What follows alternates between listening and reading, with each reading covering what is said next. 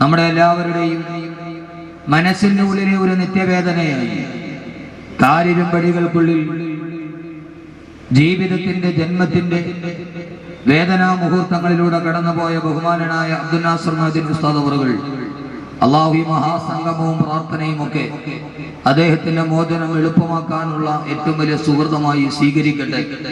അതിന്റെ പ്രതിഫലം അല്ലാഹു എത്രയും പെട്ടെന്ന് കാണാൻ ഒരു അവസരവും നൽകട്ടെ എന്നൊരൊറ്റ ദുആയോടെ എന്റെ സാധാരണ ഒരു മതപ്രഭാഷണം പോലെ മുഖദ്ദിമയെന്ന് നീട്ടി പറയാനുള്ള സമയം ഒന്നുമില്ല. ഏതാണ്ട് വളരെയേറെ കഴിഞ്ഞുപോയ ഒരു സദസ്സാണ്. ഇതിനപ്പുറം എന്റെ പ്രഭാഷണം കഴിഞ്ഞാൽ ഉടനെ ഈ സദസ്സിന്റെ ഏറ്റവും പ്രധാനപ്പെട്ട ഭാഗം ബഹുമാനനായ അഭിവന്ദനായ സൂഫി വര്യൻ ഷെയ്ഖുന മാത്തൂർ ഉസ്താദ് അവറുകൾ നമ്മുടെ അടുക്കൽ വന്ന് അദ്ദേഹം വെയിറ്റ് ചെയ്യുകയാണ് ദുആയ്ക്ക് വേണ്ടി.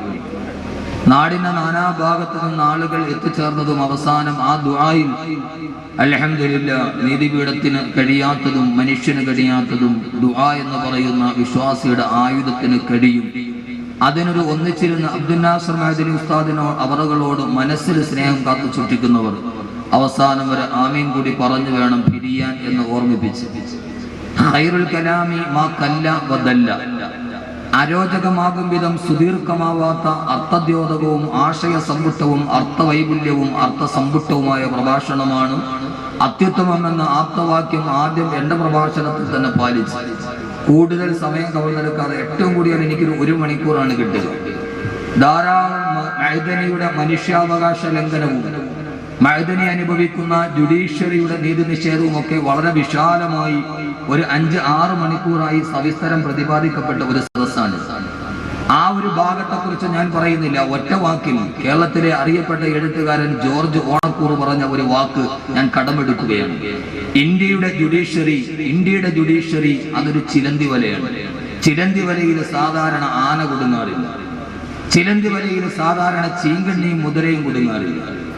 ഇന്ത്യ രാജ്യത്തിന്റെ ജുഡീഷ്യറി അതൊരു ചിലന്തി വലയാണ്. ആ ചിലന്തി വലയിൽ എപ്പോഴും കുടുങ്ങുന്നത് എങ്ങാനും പെട്ടുപോയാൽ പിന്നെ പറക്കാൻ അറിയാത്ത പാവപ്പെട്ട ചിലന്തികളോ ചെറിയ പറന്നു പോകുന്ന പാറ്റകളോ ആണ്. ഭൂമിയിൽ കിടന്ന് ചിഹ്നം വിളിക്കുന്ന കാട്ടാന ചിലന്തി വലയിൽ കുടുങ്ങില്ല.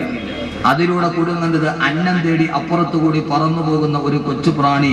അതിൽ പെട്ടുപോയാൽ പശ കൊണ്ട് ഒട്ടിപ്പിടിച്ച് കിടന്ന അവസാനം വെപ്രാളപ്പെടുന്ന ഒന്നാണ് ഇന്ത്യയുടെ ജുഡീഷ്യറി.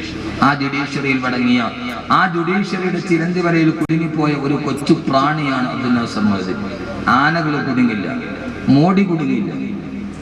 52 വയസ്സ് 51 വയസ്സുകാരനും അലർത്തിക്കടത്തി 52 പ്രാവശ്യം വെട്ടിക്കൊന്നവരും ലോകത്ത് ജുഡീഷ്യറിയുടെ താഴെ നിൽക്കുമ്പോൾ ഇതേവരെ ഒരു പേനാക്കത്തി എടുത്തിട്ട് പോറിക്കാത്ത മനുഷ്യൻ വർഷങ്ങളായി ജുഡീഷ്യറിയിൽ കുടുങ്ങുന്നുവെങ്കിൽ അതൊരു ചിലന്തി വലയാണ് എന്ന് തിരിച്ചറിയാനുള്ള യാഥാർത്ഥ്യബോധം ഉണ്ടാവും. ആ ഒരൊറ്റ വാക്കിൽ ഈ 1 മണിക്കൂർ കൊണ്ട് ഏതായാലും അതിന്റെ കാര്യങ്ങളോട്ടൊന്നും ഞാൻ കടക്കുന്നില്ല. ഞാൻ എന്റെ വിഷയത്തിലോട്ട് കടക്കുകയാണ്. മഅ്ദനിയും ഖുർആനും. എന്നെ സംബന്ധിച്ചോളം ഞാനൊരു ഖുർആൻ പ്രഭാഷകനാണ്.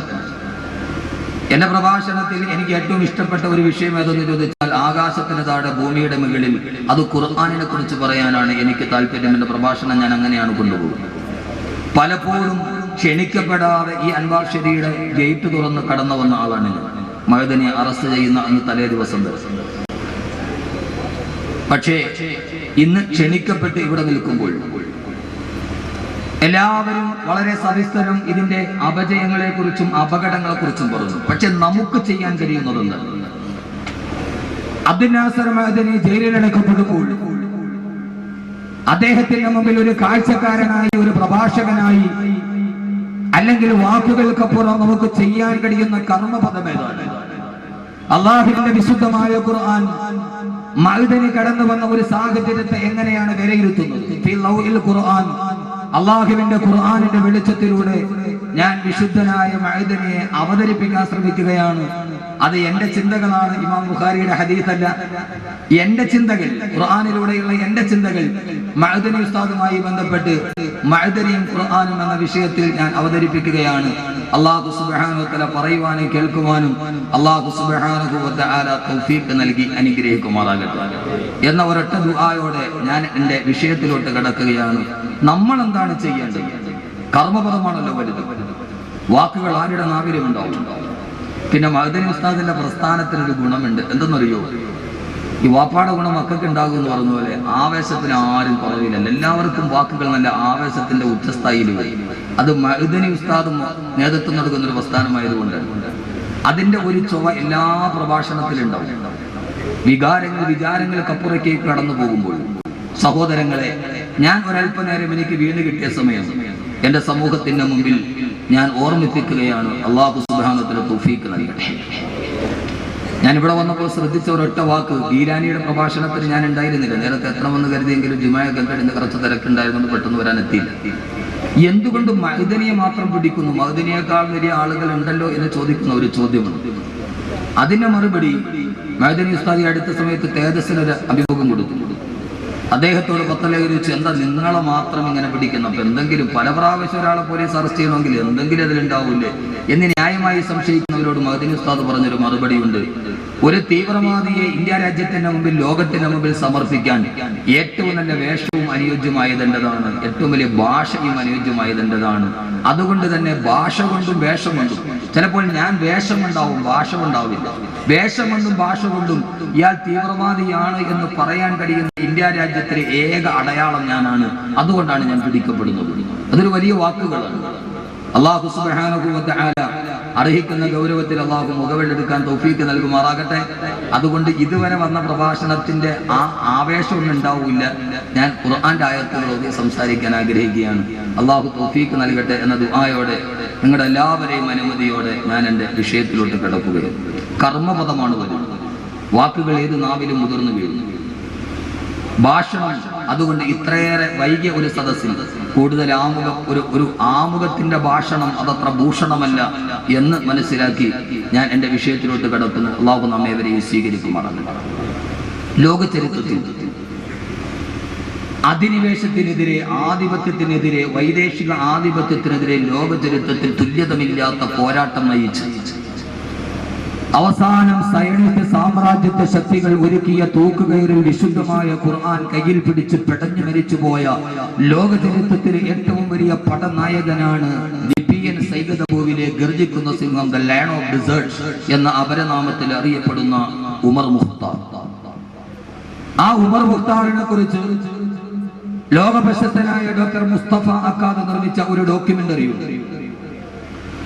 ഉമർ മുഖ്താർ എന്ന് പറയുന്ന ലോക ചരിത്രത്തിലെ ഏറ്റവും വലിയ ആരുടെ മുമ്പിലും വഴങ്ങിക്കൊടുക്കാത്ത ആദർശത്തിന്റെ പ്രതീകമായ, തൂക്കുകയറിൽ കിടന്ന് ശരീരം കിടന്ന് പിടയ്ക്കുമ്പോഴും വിശുദ്ധമായ ഖുർആന്റെ ആയത്തോതിയിട്ട് മരണപ്പെട്ടു പോയ മുഖ്താർ, ഉമർ മുഖ്താർ എന്ന് പറയുന്ന ആ മനുഷ്യന്റെ ചരിത്രം രേഖപ്പെടുത്തുന്ന ഒരു ഡോക്യുമെന്ററി ഡോക്ടർ മുസ്തഫ അക്കാദ് രചിച്ചിട്ടുണ്ട്. ആ ഡോക്യുമെന്ററി അവസാനിക്കുന്നത് ഇങ്ങനെയാണ്: ഉമർ മുഖ്താറിനെ ബെനിറ്റോ മുസോളിനി എന്ന ഏകാധിപതിയുടെ, സർവാധിപതിയുടെ, സ്വേച്ഛാധിപതിയുടെ പട്ടാളക്കാർ ബെനിറ്റോ മുസോളിനിയുടെ പട്ടാളക്കാർ ഉമർ മുഖ്താറിനെ തൂക്കിലേറ്റുമ്പോൾ തൂക്കിൽ കിടന്ന് പിടഞ്ഞ് ഉമർ മുഖ്താറിന്റെ അവസാനത്തെ ചലനം നിലക്കുന്നു. ആ അവസാനത്തെ ചലനം നിലക്ക് ഉമർ മുഖ്താർ തൂക്കുകയറിൽ കിടന്ന് പിടയുമ്പോൾ അദ്ദേഹത്തിന്റെ കണ്ണിൽ വെച്ചിരിക്കുന്ന കണ്ണട മെല്ലെ ഒന്ന് പിടച്ചിലിന്റെ ഇടയിൽ താഴോട്ട് ചെരിയുന്നു. ആ ഡോക്യുമെന്ററി അവസാനിക്കുന്നത് ഇങ്ങനെയാണ്. ആ ഡോക്യുമെന്ററിയുടെ ക്ലൈമാക്സ് ഇങ്ങനെയാണ്: പോരാട്ടത്തിന്റെ സമരവീര്യത്തിലൂടെ കടന്നുപോയ ഉമർ മുഖ്താർ അദ്ദേഹത്തിന്റെ ശരീരത്തിന്റെ അവസാനത്തെ ശ്വാസം നിലക്കുമ്പോൾ തങ്ങൾക്കെതിരെ നിന്നവനെ ഈ ലോകത്ത് അവസാനിപ്പിച്ചു എന്ന് ബെനിറ്റോ മുസോളിനിയുടെ പട്ടാളക്കാർ കരഘോഷങ്ങൾ മുഴക്കുമ്പോൾ ആ സമയത്ത് ഉമർ മുഖ്താറിന്റെ കണ്ണിൽ നിന്ന് ചാഞ്ഞു വീണ ഒരു കണ്ണട, ആ കണ്ണട ഒരു കൊച്ചുകുട്ടി നടന്നു വന്ന് ആ കൊച്ചുകുട്ടി ഉമർ മുഖ്താറിന്റെ മൂക്കത്ത് ചാഞ്ഞിരിക്കുന്ന കണ്ണട കയ്യിലെടുത്തിട്ട് ആ കുട്ടി മുമ്പോട്ട് നടന്നു പോകുന്നു. അതോടെ ഡോക്യുമെന്ററി അവസാനിക്കുന്നു.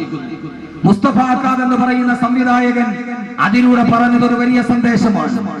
മുസ്തഫ അക്കാദ് പറഞ്ഞു കൊടുത്ത ലോകത്തിന്റെ ചരിത്രം, ഉമർ മുഖ്താർ കടുമരത്തിൽ പിടഞ്ഞു കിടിഞ്ഞ് തീർന്നു പോയാലും ആ ഉമർ മുഖ്താറിന്റെ മുഖത്ത് വെച്ചിരിക്കുന്ന സ്വാതന്ത്ര്യ സമര പോരാട്ടത്തിന് സാക്ഷ്യം വഹിച്ച 1000 അംഗ ജനതകളുടെ ഏറ്റവും വലിയ അക്രമത്തെ കണ്ടുകൊണ്ട് മുസ്തഫ അക്കാദ് ആ ഉമർ മുഖ്താറിനെ കാണാൻ സഹായിച്ച കണ്ണട കയ്യിലെടുത്തു കൊണ്ടുപോകുന്ന ആ കൊച്ചുകുട്ടി പിന്നീട് ഒരു ഉമർ മുഖ്താറായി ലോകത്ത് ജന്മമെടുക്കും. ഉമർ മുഖ്താറിന്റെ തലമുറ അവസാനിക്കുന്നില്ല. ആ കണ്ണട എടുത്തു കൊണ്ടുപോയ കൊച്ചുകുട്ടി ഇനിയും വേണ്ട ഒരു രണ്ടാം ഉമർ മുഖ്താറായി ഈ ലോകത്ത് ജന്മമെടുക്കുമ്പോൾ ആ ജന്മത്തിന്റെ ഏറ്റവും വലിയ സാഫല്യമാണ് ഉണ്ടാകുന്നത് എന്ന് പറയുമ്പോൾ എന്റെ ശബ്ദ ശ്രവിക്കാനന്റെ ഊർജ്ജസ്വരരായ എന്റെ പ്രിയപ്പെട്ട ചെറുപ്പക്കാരെ, ചരിത്രം അവസാനിക്കാനുള്ളതല്ല. ചരിത്രം അവസാനിക്കാനുള്ളതല്ല. ഉമർ മുഖ്താർ ഒരു മനുഷ്യനിൽ ഒതുങ്ങാനുള്ള ആളല്ല. ആ ഒരാൾ മരണപ്പെട്ടു പോയാലും ഒരാളെ ഈ ലോകത്ത് നിന്ന് തുടച്ചു മാറ്റിയാലും അദ്ദേഹത്തിന്റെ ചുവട് പിടിച്ച് അതുകൊണ്ടായിരുന്നവല്ലോ രാവിലെ സുബഹി നമസ്കാരത്തിന് വേണ്ടി പള്ളിയിൽ നിന്ന് ഇറങ്ങി വരുന്ന ലോകത്തിലെ ഏറ്റവും വലിയ നരനായാട്ടുകൾക്ക് സാക്ഷ്യം വഹിച്ചിരിക്കുന്ന അമേരിക്കയുടെ ജാരസന്താനമായ ഇസ്രയേലിന്റെ വിമാനവീര പീരങ്കികളുടെ മുന്നിൽ കല്ലും കവണയും ഉപയോഗിച്ച് ഇന്തിഫാദയിലൂടെ ചെറുത്തു നിൽക്കുന്ന ലോക സമര ചരിത്രത്തിന്റെ അപൂർവമായ സാന്നിധ്യമായ പലസ്തീൻ മുജാഹിദുകൾക്ക് നേതൃത്വം കൊടുത്ത ഷെയ്ഖ് അഹമ്മദ് യാസീൻ എന്ന് പറയുന്ന വയോവൃദ്ധൻ സുബഹി നമസ്കാരം കഴിഞ്ഞ് ജെറൂസലേമിലെ പള്ളിയിൽ നിന്ന് ഇറങ്ങി വരുമ്പോൾ ആ സമയത്ത് ഷെയ്ഖ് അഹമ്മദ് യാസീൻ എന്ന നേതാവിനെ കൊന്നൊടുക്കാൻ അമേരിക്കയുടെയും ഇസ്രയേലിന്റെയും ബോംബർ വിമാനങ്ങൾ തീതുപ്പുമ്പോൾ ബോംബർ വിമാനങ്ങളുടെ വെടിയുണ്ടകളേറ്റ് ഷെയ്ഖ് അഹമ്മദ് യാസീൻ എന്ന് പറയുന്ന ആ സമര ചരിത്രത്തിന്റെ വീരനായകൻ ജെറൂസലേമിലെ പള്ളിയുടെ പള്ളിമുറ്റത്ത് കിടന്ന് പിടഞ്ഞു മരിക്കുമ്പോൾ ഷെയ്ഖ് അഹമ്മദ് യാസീൻ എന്ന ധീര പോരാളി അവിടെ പിടഞ്ഞു വീടുമ്പോൾ അന്നത്തെ ദിവസം ഒരു അഹമ്മദ് യാസീൻ മരിക്കപ്പെട്ടാലും വധിക്കപ്പെട്ടാലും അന്ന് പലസ്തീനിൽ ജനിച്ച 1200 കുട്ടികൾക്ക് അന്നത്തെ ഉമ്മമാര് പേരിട്ടത് ഷെയ്ഖ്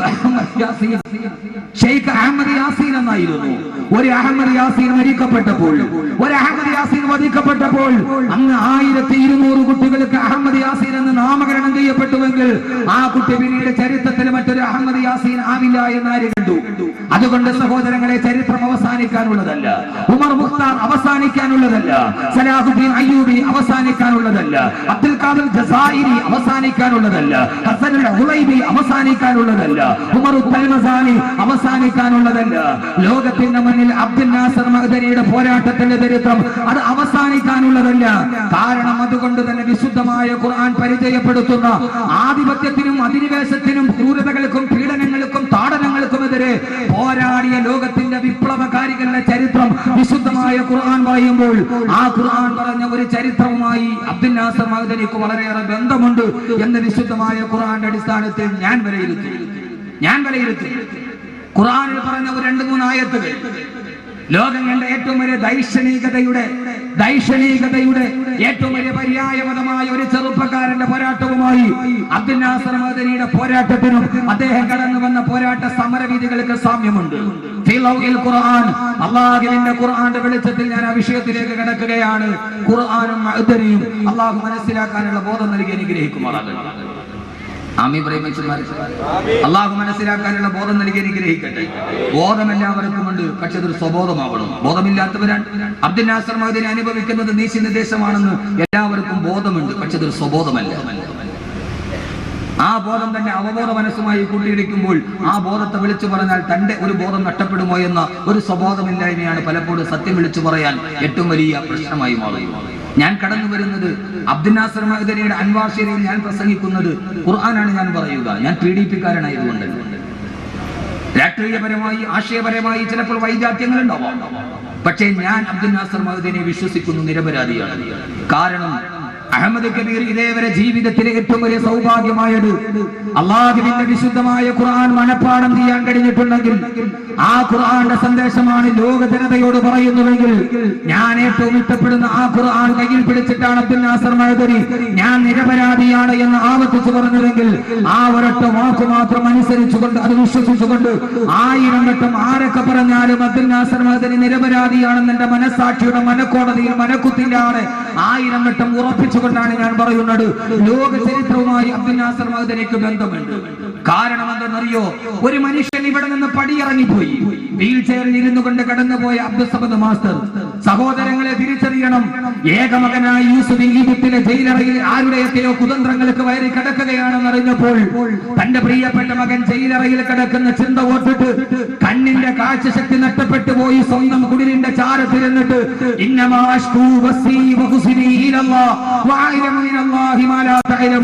എന്റെ ആവലാതിയും എന്റെ വേവലാടിയും എന്റെ മകൻ നഷ്ടപ്പെട്ട എന്റെ കണ്ണുനീരും എന്റെ വ്യതയും എന്റെ ശ്രദ്ധയും എന്റെ ആധിയും എന്റെ വ്യാധിയും എന്റെ വേവലാതിയും എന്റെ ആവലാടിയും ഞാൻ എന്റെ പടച്ച തമ്പുരാനോട് പറഞ്ഞിട്ട് ഇരിക്കുന്നു എന്ന് പറഞ്ഞ് കണ്ണിന്റെ കാഴ്ച നഷ്ടപ്പെട്ട് മകൻ നഷ്ടപ്പെട്ടു പോകുമ്പോൾ വേറെ മക്കളില്ലാത്തത് കൊണ്ടല്ല, 11 മക്കൾ വേറെയുള്ളപ്പോഴും 12ാമത്തെ മകൻ പ്രിയപ്പെട്ട മകനേറെ സ്നേഹിച്ച മകൻ അള്ളാഹുവിന്റെ റിസാലത്തിന്റെ ദൗത്യമേറ്റെടുത്ത മകൻ ജയിലറയിൽ അടക്കപ്പെടുമ്പോൾ ആ ഒരൊറ്റ ദുഃഖം കാരണത്താൽ കണ്ണിന്റെ കാഴ്ച നഷ്ടപ്പെട്ടു പോയ യൗഖൂ നബിക്ക് സമാനനായി രണ്ടാമത് അൻവാസയുടെ ഗേറ്റിൽ നിന്ന് പ്രിയപ്പെട്ട മകനെ പിടിച്ചിറക്കി കൊണ്ടുപോകുമ്പോൾ ആ ഒരൊറ്റ ആദി കൊണ്ട് മാത്രം പക്ഷാഘാതം പിടിപെട്ട് വീൽ ചെയറിൽ ഇറങ്ങിപ്പോയ ഒരു അബ്ദുൽ അസ്മദ് മാസ്റ്ററെ കാണുമ്പോൾ ചരിത്രത്തിന്റെ യൗഖൂ നബിക്കുമായി ആ മനുഷ്യന് സാമ്യമുണ്ട് എന്ന് തിരിച്ചറിയാൻ നമുക്ക് കഴിയണം. ആദരവായ പ്രവാചകൻ നബി മുഹമ്മദ് മുസ്തഫ, ഞാൻ പറയുന്ന ചരിത്രം അതല്ല.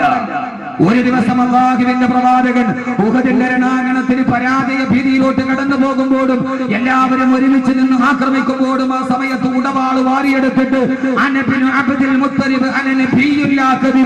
ഞാൻ കാപട്യമില്ലാത്ത പ്രവാചകനാണടാ എന്ന് പറഞ്ഞ് നൂറുകണക്കിന് ആളുകൾ എതിരാളികൾ തനിക്ക് നേരെ ഏറ്റവും വലിയ പ്രതിരോധത്തിന്റെ പത്മവ്യൂഹം തകർക്കുമ്പോ അതിന്റെ നടുവിൽ ക്ഷീണിതനാകാതെ ഒരു നിമിഷം പോലെ സന്ധികൾക്ക് തയ്യാറാകാതെ ഊരിപ്പിടിച്ച വാളുമായി നിന്ന ലോകം കണ്ട ഏറ്റവും വലിയ ധീരനായ പ്രവാചകൻ നബി മുഹമ്മദ് മുസ്തഫ, അള്ളാഹുവിന്റെ പ്രവാചകൻ. പക്ഷേ മനസ്സ് തളർന്ന് കണ്ണുനീരൊലുക്കി അള്ളാഹുവിന്റെ റസൂൽ പാതിരാ സമയത്ത് പള്ളിയിൽ പോയിരുന്നത് ഒരൊറ്റ സമയത്ത് മാത്രമാണ്. എപ്പോഴെന്നറിയുമോ? ഉഹദിന് പരാജയം വന്നപ്പോഴല്ല, ഹംസ ഷഹീദായപ്പോഴല്ല, എല്ലാവരും നഷ്ടപ്പെട്ടു പോയപ്പോഴല്ല. തന്റെ ജീവിതത്തിന്റെ എല്ലാ പരീക്ഷണങ്ങളുടെ തിക്തമായ യാഥാർത്ഥ്യങ്ങളിൽ ഒരു ഊന്നുവടിയായി വലതുഭാഗത്ത് ചേർന്ന് തന്ന പ്രിയപ്പെട്ട ഭാര്യ ആയിഷ റളിയല്ലാഹു തആല അൻഹ അപവാദമേറ്റിട്ട് ആയിഷയുടെ പേരിൽ അപവാദമുണ്ടായി.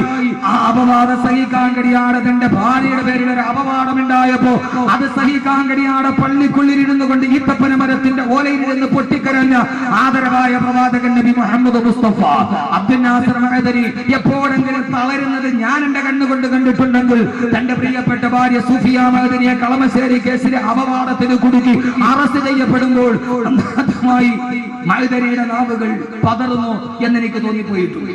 ഞാൻ ആ മനുഷ്യനുമായി ഈ റൂമിലിരുന്ന് ഒറ്റയ്ക്കിരുന്ന് സംസാരിച്ചിട്ടുണ്ട് ആ ഭാഗത്ത്. സഹോദരങ്ങളെ, ജീവിതത്തിന്റെ ചരിത്രവുമായി. അതുകൊണ്ട് ഞാൻ പറയുന്നു, അബ്ദുൽ നാസർ മഅദനിക്ക് ഒന്നും നഷ്ടപ്പെട്ടിട്ടില്ല. അബ്ദുൽ നാസർ മഅദനി പ്രവാചകന്മാർ അനുഭവിച്ച തിക്തമായ യാഥാർത്ഥ്യങ്ങൾ അനുഭവിക്കുകയാണ്. അള്ളാഹു പാകപ്പെടുത്തുകയാണ് ഒരു മനുഷ്യനെ. ഞാൻ പറയുന്നു, അബ്ദുൽ നാസർ മഅദനിക്ക് നഷ്ടമൊന്നും ഉണ്ടായിട്ടില്ല. എന്താ നഷ്ടമുണ്ടായിട്ടുള്ളത്? ഏത് നഷ്ടമാണ് അബ്ദുൽ നാസർ മഅദനിക്ക് ഉണ്ടായിട്ടുള്ളത്? ഭൗതിക ലോകത്തിന്റെ നഷ്ടത്തിലാണ് നിങ്ങൾ പിടിച്ചു കിട്ടിയതെങ്കിൽ ഇൻഷാ അല്ലാഹ് പരലോകത്തിന്റെ തീരാ സൗഭാഗ്യത്തിലേക്ക് അദ്ദേഹം നടന്നു പോവുകയാണ് എന്നുള്ള ഏറ്റവും വലിയ യാഥാർത്ഥ്യം തിരിച്ചറിയാൻ ഈ ഖുർആനിന്റെ ആയത്തുകൾക്ക് നമുക്ക് കഴിയേണ്ടതുണ്ട്. അള്ളാഹു അങ്ങനെയാക്കി കൊടുക്കുമാറാകട്ടെ, അള്ളാഹു അങ്ങനെയാക്കി കൊടുക്കുമാറാകട്ടെ എന്ന ഒരൊറ്റ ആഗ്രഹത്തോടെ ഞാൻ എന്റെ വിഷയത്തിലോട്ട് കിടക്കുകയാണ്. മഅദനിയെ ഖുർആനുമായി ബന്ധിപ്പിക്കുന്ന ഒരു സാഹചര്യമുണ്ട്. ആ സാഹചര്യം അല്ലാഹുവിന്റെ വിശുദ്ധമായ ഖുർആനിന്റെ സൂറത്തുൽ ഖസസ് ആണ്. എപ്പോഴാണ് അബ്ദുൽ നാസർ മഅദനി ചരിത്രത്തിൽ അറിയപ്പെടുന്നത്? അബ്ദുൽ നാസർ മഅദനി എപ്പോഴാണ് അറിയപ്പെടുന്നത്? സഹോദരങ്ങളെ, ഈ ലോകത്തിന്റെ മുന്നിൽ ഈ ലോകം ഒരു വല്ലാത്ത അവസ്ഥയിലാണ്.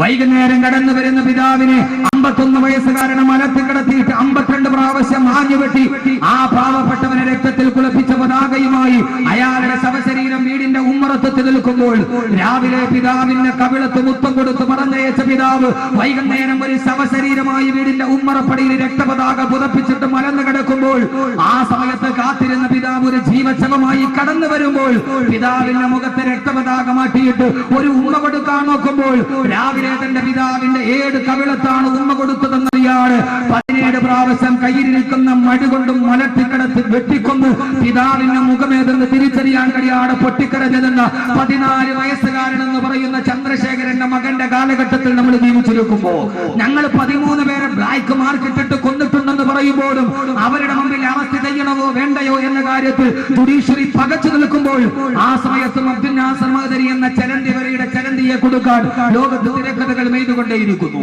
ജുഡീഷ്യറിയുടെ ഇരട്ട മുഖങ്ങൾ നമ്മൾ കണ്ടുകൊണ്ടേയിരിക്കുന്നു. ലോകത്തിന്റെ മുന്നിൽ പിശാചുകൾ പാർക്കുന്ന വേതാള നഗരം പോലെ ചന്ദ്രശേഖരൻ വധിക്കപ്പെട്ടു. സഹോദരങ്ങളുടെ രാഷ്ട്രീയം നമുക്ക് പ്രശ്നമല്ല, എനിക്ക് പ്രശ്നമല്ല, നിങ്ങൾക്ക് പ്രശ്നമാണെങ്കിലും. പക്ഷേ മലയാളത്തിന്റെ കവിയുടെ വാക്കുകൾ ഞാൻ കടമെടുക്കുകയാണ്. കൊന്നതാരെന്നറിയില്ല, കൊല്ലിച്ചതാരെന്നറിയില്ല, പക്ഷെ ഒരു കാര്യം എനിക്കറിയാം, കൊല്ലപ്പെട്ടവൻ ഒരു മനുഷ്യനായിരുന്നു. കൊന്നതാരെന്നറിയില്ല, കൊല്ലിച്ചതാരെന്നറിയില്ല, പക്ഷേ കൊല്ലപ്പെട്ടവൻ ഒരു മനുഷ്യനായിരുന്നു. മനുഷ്യന്റെ ജീവിതം ഏറ്റവും പവിത്രമാണ്. ആ പവിത്ര പവിത്രമായ ജീവിതത്തിലൂടെ കടന്നു വരുമ്പോഴാണ് അബ്ദുൽ നാസർ മഅ്ദനി എങ്ങനെ കൊടുക്കപ്പെട്ടു എന്ന് വിശുദ്ധമായ ഖുർആൻ പറയുന്നത്. ഇത് ഗീലാനിയുടെ വാക്കുകളല്ല, ഇത് ഭാസുരേന്ദ്ര ബാബുവിന്റെ വാക്കുകളല്ല, ഈ വാക്കുകൾ ഡോക്ടർ സെബാസ്റ്റ്യൻ പോളിന്റേതല്ല, ഈ വാക്കുകൾ നീലലോഹിതദാസൻ നാടാറുടേതല്ല, ഈ വാക്കുകൾ കേരളത്തിന്റെ സാംസ്കാരിക നായകന്മാരുടേതല്ല, ഈ വാക്കുകൾ പടച്ച ലോകത്തിന്റെ പരിശുദ്ധമായ തമ്പുരാൻ വിശുദ്ധമായ അല്ലാഹുവിൽ നിന്ന് വിശുദ്ധ ലോകത്ത് നിന്ന് വിശുദ്ധനായ മാലാഖയ ജിബ്രീലിലൂടെ വിശുദ്ധനായ പ്രവാചകന് വിശുദ്ധ ഭൂമിയിൽ വിശുദ്ധമായി അവതരിപ്പിക്കപ്പെട്ട വിശുദ്ധ വാക്യത്തിന്റെ വിശുദ്ധ വേദം. ആ വിശുദ്ധ വേദത്തിന്റെ വാക്കുകളാണിതെങ്കിൽ അല്ലാഹുവിന്റെ ഖുർആൻ പറയുന്നു, ഒരു കാലത്ത് നിങ്ങൾ ഓർക്കുക, ഒരു കാലത്ത് നിങ്ങൾ ഓർക്കുക. ആ കാലഘട്ടത്തിൽ അല്ലാഹു സുബ്ഹാനഹു വ തആല ഒരു മനുഷ്യനെ പരിചയപ്പെടുത്തുകയാണ്. ആ മനുഷ്യനാരെന്നറിയുമോ? ലോക ചരിത്രത്തിൽ അഹങ്കാരത്തിന്റെ പ്രതീകമായി മാറിയ, ചരിത്രത്തിന്റെ തുല്യതയില്ലാതെ അഹങ്കാരത്തിന്റെ ഗർവപർവ്വതത്തിലോട്ട് കടന്നുപോയ ഏറ്റവും വലിയ അഹങ്കാരിയായ മനുഷ്യൻ. ആരായിരുന്നു അയാൾ? അല്ലാഹുവിന്റെ വിശുദ്ധമായ ഖുർആൻ സൂറത്തുൽ ഖസസ് ആണ് പറയുന്നത്. ആകെ ഒരു മണിക്കൂറാണ് എനിക്ക് പരമാവധി കിട്ടുക. അതുകൊണ്ട് ഖുർആനും മഅ്ദനിയും എന്ന വിഷയത്തിലേക്ക് ഞാൻ കടക്കാൻ. ഇത് ബുഖാരി പറഞ്ഞ ഹദീസല്ല. ഇത് മഅ്ദനിയെ കുറിച്ച് ബുഖാരി പറഞ്ഞിട്ടുണ്ടോ? ഇത് ഖുർആനും മഅ്ദനിയെ കുറിച്ച് ആയത്തിറങ്ങിയിട്ടൊന്നും ചോദിക്കരുത്. കാരണം ചരിത്രം അവസാനിക്കാനുള്ളതല്ല. പക്ഷെ അവിടെ നമ്മൾ ആരാവണം എന്നുകൂടി ഖുർആൻ പറയുന്നുണ്ട്. അതുകൂടി പറഞ്ഞാൽ നമുക്ക് അവസാനിപ്പിക്കാം. അല്ലാഹു തൗഫീഖ് നൽകി. ഒന്നാം ഇവരെ മനുഷ്യന്മാർ 4 മണിക്ക് തുടങ്ങിയ ഒരു സദസ്സ് ഏതാണ്ട് 9:30 മണി 5.5 മണിക്കൂർ ഇരിക്കുന്ന ഒരാള് ആമീൻ പറഞ്ഞില്ലെങ്കിൽ അതിന്റെ അർത്ഥം എന്താണെന്നറിയോ? ഒന്നുകിൽ ഇത് നിൽക്കണമെന്നുള്ള ആഗ്രഹം. ആമീൻ പല സമയത്ത് പറയേണ്ടി വരും. ചില ആളുകൾ ദുആ ചെയ്യാൻ വേണ്ടി തുടങ്ങിയാൽ ആ ദുആ നിൽക്കാൻ വേണ്ടി നമ്മൾ ദുആ ചെയ്യേണ്ടി വരും. പടച്ചവൻ ഇതൊന്ന് കഴിഞ്ഞിരുന്നെങ്കിൽ ഒന്ന് കൈ അഴിച്ചിട്ട് പോകാൻ പറ്റുമല്ലോ. പക്ഷെ മാത്തൂർ ഉസ്താദ് അങ്ങനെയല്ല, ഏറ്റവും കബൂലിയത്തുള്ള ദുആയാണ്. എനിക്ക് അനുഭവമുണ്ട്. ചില ആളുകൾ ദുആ ചെയ്യണമെങ്കിൽ നമ്മൾ അവിടെ ആമീൻ പിടിക്കുന്ന ദുആ ചെയ്യും. പടച്ചവനൊന്നും തീർക്കാൻ വേണ്ടി ദുആ ചെയ്യണം. അല്ലാഹു സുബ്ഹാനഹു വ തആല അതുകൊണ്ട് ഞാൻ അങ്ങോട്ട് വല്ലാതെ അങ്ങോട്ട് തുടങ്ങിപ്പോയ സമയം അങ്ങോട്ട് നീണ്ടുപോകും. അതുകൊണ്ട് ഇൻഷാ അല്ലാഹ് 10:30 ആകുമ്പോൾ മാത്തൂർ ഉസ്താദി സദസ്സിൽ 10:30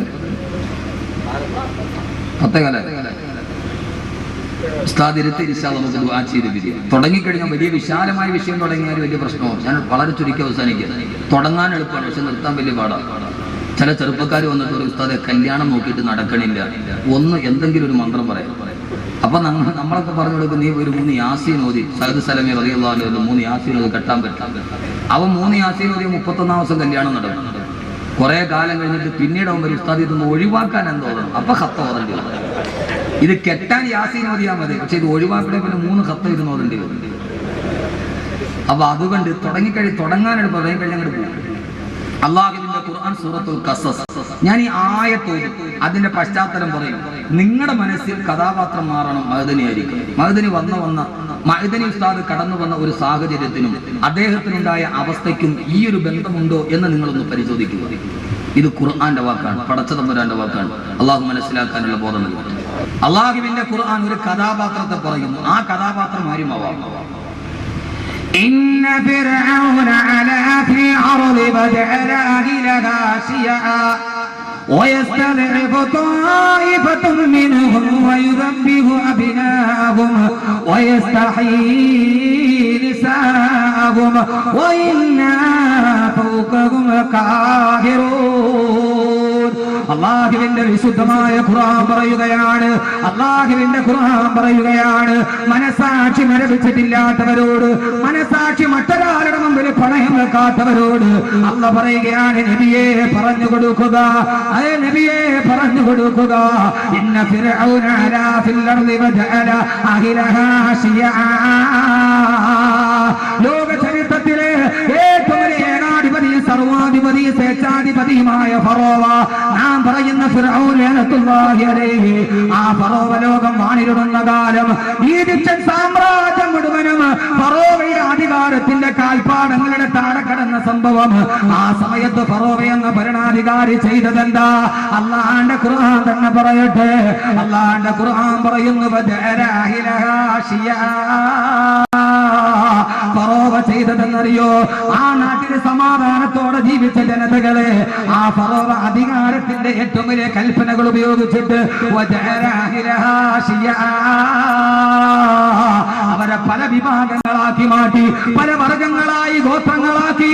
ഹിബ്തിയും ബനൂ ഇസ്രായേൽ എന്ന രണ്ട് വിഭാഗമാക്കിയിട്ട് വർഗീയതയുടെ വിഷവിത്തുകൾ അവരുടെ മനസ്സിലോട്ട് പാകിക്കൊടുത്തപ്പോ അവരെ ഭിന്നിച്ചുകൊണ്ട് ഫറോവ തന്റെ അധികാരത്തിന്റെ കാലുകൾ ഉറപ്പിച്ചപ്പോ അല്ലാഹ് പറയുകയാണ്, ഫറോവ ചെയ്ത ആദ്യത്തെ ജോലി എന്തെന്നറിയോ? ആ താമസിച്ചിരുന്ന ജനതകളെ, ഒന്നുമല്ലാത്ത ജനതകളെ രണ്ട് ഭാഗമായി വിഘടിപ്പിച്ചു. എന്നിട്ട് അവരുടെ ഇടയിൽ ജാതിയുടെ വർഗത്തിന്റെ വർണ്ണത്തിന്റെ തീവ്രവാദം കുത്തി നിറപ്പിച്ചപ്പോ, അവരെ ഭിന്നിപ്പിച്ച് ഭരിപ്പിച്ചപ്പോ, സഹോദരങ്ങളെ, അഭിനവകാല ഫറോവമാർ, ഇന്ത്യ രാജ്യത്തിന്റെ അഭിനവകാല ഫറോവമാർ, ഈ ഇന്ത്യ രാജ്യത്തിന്റെ പ്രബലമായ രണ്ട് മതവിഭാഗങ്ങൾ, ഒന്ന് ഹൈന്ദവരും ഒന്ന് മുസ്ലിമീങ്ങളും, അവരെ പരസ്പരം രണ്ടാക്കി മാറ്റി മതവിഭ്രാന്തിയുടെ മതവർഗീയതയുടെ ഏറ്റവും വലിയ കുരുക്കുകളിൽ അവരെ തളച്ചിട്ടപ്പോ അഭിനവകാല ഫറോവമാർ അവസാനിച്ചിട്ടില്ല. സാക്ഷാൽ ഫറോവയെ ചെങ്കടലിൽ ചത്തിട്ടുള്ളൂ. ആ ഫറോവയുടെ പ്രേതം ചത്തിട്ടില്ല. ആ ഫറോവയുടെ പ്രേതം ഇങ്ങനെ അരഞ്ഞു തിരിഞ്ഞ് നടക്കുകയാണ്. അല്ലാഹുവിന്റെ ഖുർആൻ പറഞ്ഞു, പിന്നീട് ചെയ്തതെന്തെന്നറിയോ? ആ നാട്ടിലെ അപരരായ ദളിതുകളായ ന്യൂനപക്ഷങ്ങൾ, സഹോദരങ്ങളെ, അർത്ഥം വെക്കുക, നാട്ടിലെ ദളിത് ന്യൂനപക്ഷങ്ങൾ അധികാരത്തിന്റെ സവർണ്ണ തമ്പുരാക്കന്മാർ അവരുടെ അടുക്കളപ്പുറങ്ങളിലെ ഏറ്റവും വലിയ അടിമകളായി മാറ്റിവെച്ചപ്പോ ഫറോവ ചെയ്ത രണ്ടാമത്തെ ജോലി, കൂടുതൽ സമയമില്ലാത്തത് കൊണ്ട് നീട്ടിപ്പരത്തി പറയാനുള്ള സമയമില്ല, ദളിതുകളെ മുഴുവനും അടിച്ചമർത്തി അവരെ മുഴുവനും അടിമകളാക്കി സമൂഹത്തെ മാറ്റിയപ്പോ സവർണ്ണ മേധാവിത്വത്തിന്റെ മുമ്പിൽ വരാനുള്ള ബനൂ ഇസ്രായേലി സമൂഹത്തിന്റെ വയലേലകളിലെ കലപ്പകളായി ഉരുതുമറിക്കാൻ വേണ്ടി അവർ വിധിക്കപ്പെട്ടപ്പോ സഹോദരങ്ങളെ, ആ നാട്ടിലെ പെണ്ണുങ്ങളെ മാനഭംഗം ചെയ്തപ്പോ, ആ നാട്ടിലെ പെണ്ണുങ്ങളെ മാനം കെടുത്തിയപ്പോ, ആ നാട്ടിലെ പെണ്ണുങ്ങളെ മാനം കെടുത്തിയപ്പോ ആയിരക്കണക്കിന് നിരപരാധികളെ കൊന്നൊടുക്കി, ആയിരക്കണക്കിന് ദളിതുകളെ അടിച്ചമർത്തി, നൂറുകണക്കിന് പെണ്ണുങ്ങളുടെ മാനം പിച്ച് ചീന്തിയിട്ട് അധികാരത്തിന്റെ സിംഹാസനത്തിൽ വർഗീയതയുടെ കാട്ടുകൾ ഇറക്കിയിട്ട് ഫറോവമാര് വിലസിക്കൊണ്ടിരിക്കുമ്പോ അല്ലാഹ് പറയുകയാണ്, അല്ലാഹു പറയുകയാണ്, എത്ര നാളാണ് ഇവരെ ഇങ്ങനെ അടിച്ചമർത്തുക? എത്ര നാളാണ് ഇവർക്കെതിരെ ഏറ്റവും വലിയ വർഗീയതയുടെ കാട് ചുമത്തുക? ഇവർക്കൊരു രക്ഷകൻ വേണ്ടയോ? ഇവർക്കൊരു പുനരുത്ഥാനകൻ വേണ്ടയോ? അല്ലാഹ് പറയുകയാണ്, വനുരീദു അൻ നമുന്ന അലല്ലദീന സ്തുളൈഫു ഫിൽ അർദി വനജഅലുഹും അഇമ്മാ വനജഅലുഹുൽ വാരിഥീൻ. വനുരീദു, നാം ആഗ്രഹിച്ചു, അല്ലാഹ് പറയുന്നു, വനുരീദു, നാം ആഗ്രഹിച്ചു, അന്നമുന്ന അലല്ലദീന സ്തുളൈഫു ഫിൽ അർദി, ഈ ഭൂമിയിൽ അവകാശങ്ങൾ നിഷേധിക്കപ്പെട്ട, ഈ ഭൂമിയിൽ സ്വാതന്ത്ര്യം നിഷേധിക്കപ്പെട്ട പാവപ്പെട്ട ദളിതുകളെയും അവർണ്ണരെയും അവർക്ക് ഞാൻ ഇസ്സത്ത് കൊടുക്കണമെന്ന്, അഭിമാനം കൊടുക്കണമെന്ന് തീരുമാനിച്ചപ്പോ അല്ലാഹുവിന്റെ തീരുമാനം വന്നു. ആ തീരുമാനം പൂർത്തീകരിക്കാനാണ് ഈജിപ്ത് എന്ന് പറയുന്ന ഏറ്റവും വലിയ അടിമത്തത്തിന്റെ മേഖലയിലേക്ക് ലോകചരിത്രത്തിലെ ഏറ്റവും വലിയ ദാർശനികനായ പുരുഷൻ ബഹുമാനപ്പെട്ട കരീമുല്ലാഹി മൂസാ നബി അലൈഹി സ്വലാത്തു വസ്സലാം ആഗതനായത്. സഹോദരങ്ങളെ, ഈ രാജ്യത്തിന്റെ അവർണ്ണ വിഭാഗങ്ങൾ, ഒരു നേരത്തെ ഭക്ഷണം കഴിക്കാനില്ലാത്തവർ, ആയിരക്കണക്കിന് ആളുകൾ ഒരു നേരത്തെ ശവസംസ്കാരം നടക്കാനില്ലാത്തപ്പോ, സ്വന്തം അമ്മ മരണപ്പെട്ട് കഴിയുമ്പോ സ്വന്തമായിട്ട് തലചായ്ക്കാൻ ഒരു കൂരയില്ലാതെ പ്രിയപ്പെട്ട മാതാവ് മരണപ്പെട്ട് കഴിയുമ്പോ ആ മാതാവിന്റെ കബറടക്കാൻ, ശവമടക്കാൻ ഒരു തുണ്ട് ഭൂമി സ്വന്തമായിട്ടില്ലാതെ ഇത്രയും നാളം അടുക്കള ജോലി ചെയ്ത സവർണ്ണ തമ്പുരാക്കന്മാരുടെ മുമ്പിൽ പോയിട്ട് മാതാവിന്റെ മൃതശരീരവും കയ്യിൽ പിടിച്ചിട്ട് എന്റെ മാതാവിന്റെ ശവമടക്കാൻ ഒരു തുണ്ട് ഭൂമി വേണമെന്ന് സവർണ്ണ മേധാവിത്വത്തിന്റെ മുമ്പിൽ യാചകന്റെ വിനീത വിധേയന്റെ വിഡ്ഢിവേഷം കിട്ടുമ്പോ ആ സമയത്ത് ഒരു തുണ്ട് മണ്ണ് കൊടുത്തില്ലെന്ന് മാത്രമല്ല, കൂട്ടിൽ കിടക്കുന്ന പട്ടിയെ കയറടിച്ചു വിടുമ്പോ ആ സമയത്ത് പ്രിയപ്പെട്ട മാതാവിന്റെ ജഡശരീരവും കയ്യിൽ പിടിച്ചുകൊണ്ട് ഓടി അവസാനം നൊന്ത് പ്രസവിച്ച മാതാവിൽ മരിച്ചു കഴിയുമ്പോൾ കുടിച്ചിടാൻ ഒരു തുണ്ട് ഭൂമി സ്വന്തമായിട്ടില്ലാതെ അവസാനം മാതാവിന്റെ മൃതദേഹം കയ്യിലിരുന്നിട്ട് കൊടുത്തു നാറുമ്പോ ഒന്നിനും കഴിയാതെ കണ്ണുകല്ലാട്ട കണ്ണുനീര് സാക്ഷി വെച്ച് ആ മാതാവിന്റെ ശരീരത്തിന് ബലമുള്ള കല്ല് കെട്ടിവെച്ചിട്ട് മാതാവിന്റെ മൃതശരീരം വേമ്പനാട്ടുകായലിലേക്ക് വലിച്ചെറിഞ്ഞ് കല്ലിന് കെട്ടിയ മാതാവിന്റെ മൃതശരീരം അടക്കാൻ ഒരു തുണ്ട് ഭൂമിയില്ലാതെ വേമ്പനാട്ടുകായലിൽ കായലിലോട്ട് വലിച്ചെറിഞ്ഞിട്ട് പൊട്ടിക്കരഞ്ഞുകൊണ്ട് പാട്ടുപാടിയ എനിക്കുന്നൊരു പിടി മണ്ണ് വേണം, എന്റെ അമ്മയ്ക്കൊരു പട്ടട തീർക്കുവാൻ, എനിക്കുന്നൊരു പിടി പൂ വേണം, എന്റെ അമ്മയ്ക്കൊരു അഞ്ജലി തീർക്കുവാനെന്ന് പാടിയ കല്ലറ സുകുമാരനെ പോലെയുള്ള ആയിരക്കണക്കിന് അധകൃതന്മാര് പാടുപെട്ടപ്പോ അവിടേക്ക് കടന്നു വന്ന മൂസയെ പോലെ, അവിടേക്ക് കടന്നു വന്ന മൂസയെ പോലെ ഈ മലയാള ഭൂമിയിലോട്ട് കടന്നു വന്ന് പാടില്ല, പാടില്ല, ഇവരെ അടിച്ചമർത്താൻ പാടില്ല. പകൽപൂരിലെയും മീററ്റിലെയും ഭീവണ്ടിയിലെയും കാശ്മീരിലെ പെണ്ണുങ്ങളെ മാനഭംഗ ചെയ്യപ്പെടാൻ പാടില്ല. ഇവിടെ വർഗീയതയുടെ അലോസരങ്ങൾ ഉണ്ടാവാൻ പാടില്ലെന്ന് വമൻ അഹ്സനു ഖൗലൻ മിമ്മൻ ദആ ഇലല്ലാഹ് വഅമില സാലിഹൻ വകാന ഇന്നനീ മിനൽ മുസ്ലിമീൻ. പാടില്ല എന്ന് പറയുന്ന അരുതേ എന്ന ശബ്ദവുമായി കടന്നു വന്നു ഈജിപ്തിലേക്ക് കടന്നു വന്ന മൂസാ നബിയെ പോലെ ബഹുമാനായ അബ്ദുൽ നാസർ മഅ്ദനി പാടില്ല. ഈ മർദ്ദനങ്ങൾക്കൊരു അവസാനം ഉണ്ടാവണം, അതിനു വേണ്ടിയാണല്ലോ മൂസ വന്നത്. അബൂജഹലിന്റെ പ്രേതം ചത്തിട്ടില്ല, പക്ഷെ അത് എവിടെയാണെന്ന് ചോദിച്ചാൽ നമ്മൾ അന്വേഷിക്കേണ്ടി വരും, നമ്മൾ അന്വേഷിക്കേണ്ടി വരും. അതുകൊണ്ട് ആ കാലഘട്ടത്തെ ഖുർആനുമായിട്ട് ബന്ധപ്പെടുക. ഇവിടെ ഒരു വലിയ സംഭവം ഖുർആൻ പറയുന്നു. ഫറോവയുടെ ഹാലളവി, ഫറോവയ്ക്ക് ഹാലളവി, ഞാൻ ഭരിച്ചിരുന്ന ഈ സമുദായത്തിൽ എനിക്കെതിരെ വിരലെടുക്കാൻ, ഞാൻ ചെയ്യുന്നത് തെറ്റാണെന്ന് പറയാൻ ആർക്കാണ് ധൈര്യമുള്ളത്? ആർക്കാണ് ധൈര്യമുള്ളത്? ഫറോവ എന്ത് ചെയ്തെന്നറിയുമോ? സഹോദരങ്ങളെ, മഅ്ദനിക്ക് സംഭവിച്ചത് തന്നെ മൂസയ്ക്ക് സംഭവിച്ചു, അല്ലെങ്കിൽ മൂസയ്ക്ക് സംഭവിച്ചത് മഅ്ദനിക്ക് സംഭവിച്ചു അലൈഹി വസ്സലാത്തു വസ്സലാം. ഒന്നുകിലും മൂസാ നബിക്ക് സംഭവിച്ചത് തന്നെ മഅ്ദനിക്ക് സംഭവിച്ചു. എന്താ സംഭവിച്ചത്? എന്താ സംഭവിച്ചത്? ആ സംഭവിച്ചത് വേറെ മറ്റൊന്നുമായിരുന്നില്ല. എന്താണ് സംഭവം എന്ന് ചോദിച്ചാൽ, തന്റെ അധികാരത്തിനെതിരെ, താൻ കൂട്ടുകൂട്ടിയ സാമ്രാജ്യത്വത്തിനെതിരെ ആദ്യമായി ഒരു മനുഷ്യൻ നടന്നു വരികയും ആ മനുഷ്യൻ തന്റെ നാട്ടിലെ മുഴുവൻ ആളുകളെയും സംഘടിപ്പിക്കുകയും ചെയ്തപ്പോൾ ആ സമയത്താണ് ബഹുമാനപ്പെട്ട കരീമുല്ലാഹി മൂസാ നബി അലൈഹി സ്വലാത്തു വസ്സലാമിനോട് ഫറോവ പറഞ്ഞത്, ഫറോവ, ഫറോവയുടെ കൊട്ടാരത്തിലേക്ക് പോയി. ചരിത്രം ഞാൻ ആവർത്തിക്കുന്നില്ല. ഫറോവയുടെ കൊട്ടാരത്തിന്റെ മുമ്പിൽ പോയിട്ട് ഫറോവ, നീ ചെയ്യുന്നത് ഏറ്റവും വലിയ അക്രമമാണെന്ന് പറഞ്ഞപ്പോൾ ആ സമയത്ത് ഫറോവ ചോദിച്ചു, നീ ആരടാ അത് പറയാൻ? ഫറോവ ചോദിച്ചു, നീ ആരടാ അത് പറയാൻ? നീ ആരാ? ഞാൻ എത്രയോ നാളുകൊണ്ട് ഇവിടെ വാണരുളുന്നവനാണ്. അള്ളാഹുവിനെ കുറിച്ച് പറഞ്ഞ മൂസാ നബിയോട് ഫിർഔൻ തന്റെ സാമ്രാജ്യത്തിൽ ഇരുന്നിട്ട് ചോദിച്ചു, ആരാണ് മൂസാ നീ പറയണ അള്ളാഹ്? ആ സമയത്ത് മൂസാ നബി അലൈഹി സ്വലാത്തു വസ്സലാം പറഞ്ഞു, ഞാൻ പറയുന്ന അള്ളാഹ് ആകാശത്ത് നിന്ന് മഴ വർഷിപ്പിക്കുന്നവനാണ് ഭൂമിയിലേക്ക്. ആ സമയത്ത് പൊട്ടിച്ചിരിച്ചിട്ട് ഫിർഔൻ പറഞ്ഞു, മൂസ, എന്നാലും നിന്റെ അള്ളാഹ്ക്ക് മേലെ ഞാനാ. കാരണം എന്താ? ആകാശത്തിൽ നിന്ന് നിന്റെ അള്ളാഹ്ക്ക് മഴ പെയ്യിപ്പിക്കണമെങ്കിൽ ഭൂമി വേണ്ടേ? ഭൂമി ആരുടേതാ? ഭൂമി ആരുടേതാ? അനല്ലദീ മുൽക്കു മിസ്റ, ഈ ഭൂമി എന്റേതാണ്. നിന്റെ അള്ളാഹ്ക്ക് മഴ പെയ്യിപ്പിക്കണം എന്നോട് ചോദിച്ചിട്ട് വേണോടാ മൂസ ചെയ്യാൻ. അപ്പൊ നിന്റെ അള്ളാഹ്ക്ക് മേലെ ആരാ? നിന്റെ അള്ളാഹ്ക്ക് മേലെ ആരാ? ഞാനാണ്. ആ ഫറോവയുടെ വംശം ചത്തിട്ടില്ല. ഈ ഭൂമിയിൽ സംസാരിക്കണമെങ്കിൽ ഈ ഭൂമി ഞങ്ങളുടേതാണ്, ഞങ്ങൾ മാത്രം ഇവിടെ വാണാൽ മതി, അതിനപ്പുറത്തേക്ക് വേണൊരുത്തൻ വാണരുളണ്ട എന്ന അഭിനവ കാല ഫറോവൻ ചിന്താഗതി. യഥാർത്ഥത്തിൽ അതല്ലേ നടന്നത്? യഥാർത്ഥത്തിൽ അതല്ലേ നടന്നത്? എന്റെ പ്രിയപ്പെട്ട സഹോദരങ്ങളെ, ഒരു ഫറോവയുണ്ട് ഈ 21-ാം നൂറ്റാണ്ടിൽ. പക്ഷെ ഫറോവ ആരാന്ന് ഇതുവരെ കണ്ടുപിടിക്കപ്പെട്ടിട്ടില്ല. അബ്ദുൽ നാസർ മഅ്ദനിയെ തളയ്ക്കുന്ന, ബുദ്ധിപൂർവ്വം തളയ്ക്കുന്ന ഒരു കേന്ദ്രമുണ്ട്. പക്ഷെ ഫറോവ ആരെന്ന് ഇതുവരെ കണ്ടുപിടിക്കപ്പെട്ടിട്ടില്ല. പലപ്പോഴും അറിയാം, ഒന്നുകിൽ അത് വെളിയിൽ വന്നിട്ടില്ല. ആ ഫറോവയെ കണ്ടെത്തലാണ് നമ്മുടെ ധർമ്മം. പക്ഷെ ഒരു കാര്യം ഉറപ്പ്, ഈ ഫറോവയെ കണ്ടാലുമില്ലെങ്കിലും എന്റെ പൊന്നു സഹോദരങ്ങളെ, മൂസാ നബിയുടെ നേരെ നിന്ന് ഫറോവ ചങ്കടലിലാ മുങ്ങിച്ചെത്തത്. ഈ ഫറോവയും ഒന്നുകിൽ ഏതെങ്കിലും ഒരു അഗാധഘട്ടത്തിൽ മുങ്ങിച്ചാവുകയുള്ളൂ എന്ന് ഉറപ്പ്. ചരിത്രം അങ്ങനെ ആവർത്തിക്കപ്പെടും. ആ ഫറോവയ്ക്ക് ഒരു മാനസാന്തരം ഉണ്ടാവും. ആ ഫറോവയ്ക്ക് ഞാൻ ചെയ്തത് തെറ്റാണെന്ന് മനസ്സിലാകും. പക്ഷെ ഈ ഫിറൗനിന് പോലും മനസ്സിലുണ്ടായി. എല്ലാവർക്കും അറിയാം അബ്ദുൽ നാസർ മഅ്ദനിയോട് ചെയ്യുന്നത് അനീതിയാണെന്ന് ആർക്കും അറിയാം. പക്ഷേ ഫറോവയ്ക്ക് പോലും അറിയാം മൂസാ നബി പറയുന്നത് സത്യമാണെന്ന്. തങ്ങളുടെ അധികാരം നഷ്ടപ്പെട്ടു പോയാൽ, തന്റെ അധികാരം നഷ്ടപ്പെട്ടു പോയാൽ ഫറോവ പറഞ്ഞതായിരുന്നു. പക്ഷേ സഹോദരങ്ങളെ, ഈ ഫറോവിനും ഒരു മാറ്റമുണ്ടായി. ഈ ഫറോവയ്ക്കും ഒരു മാറ്റമുണ്ടായി. എപ്പോഴെന്നറിയോ?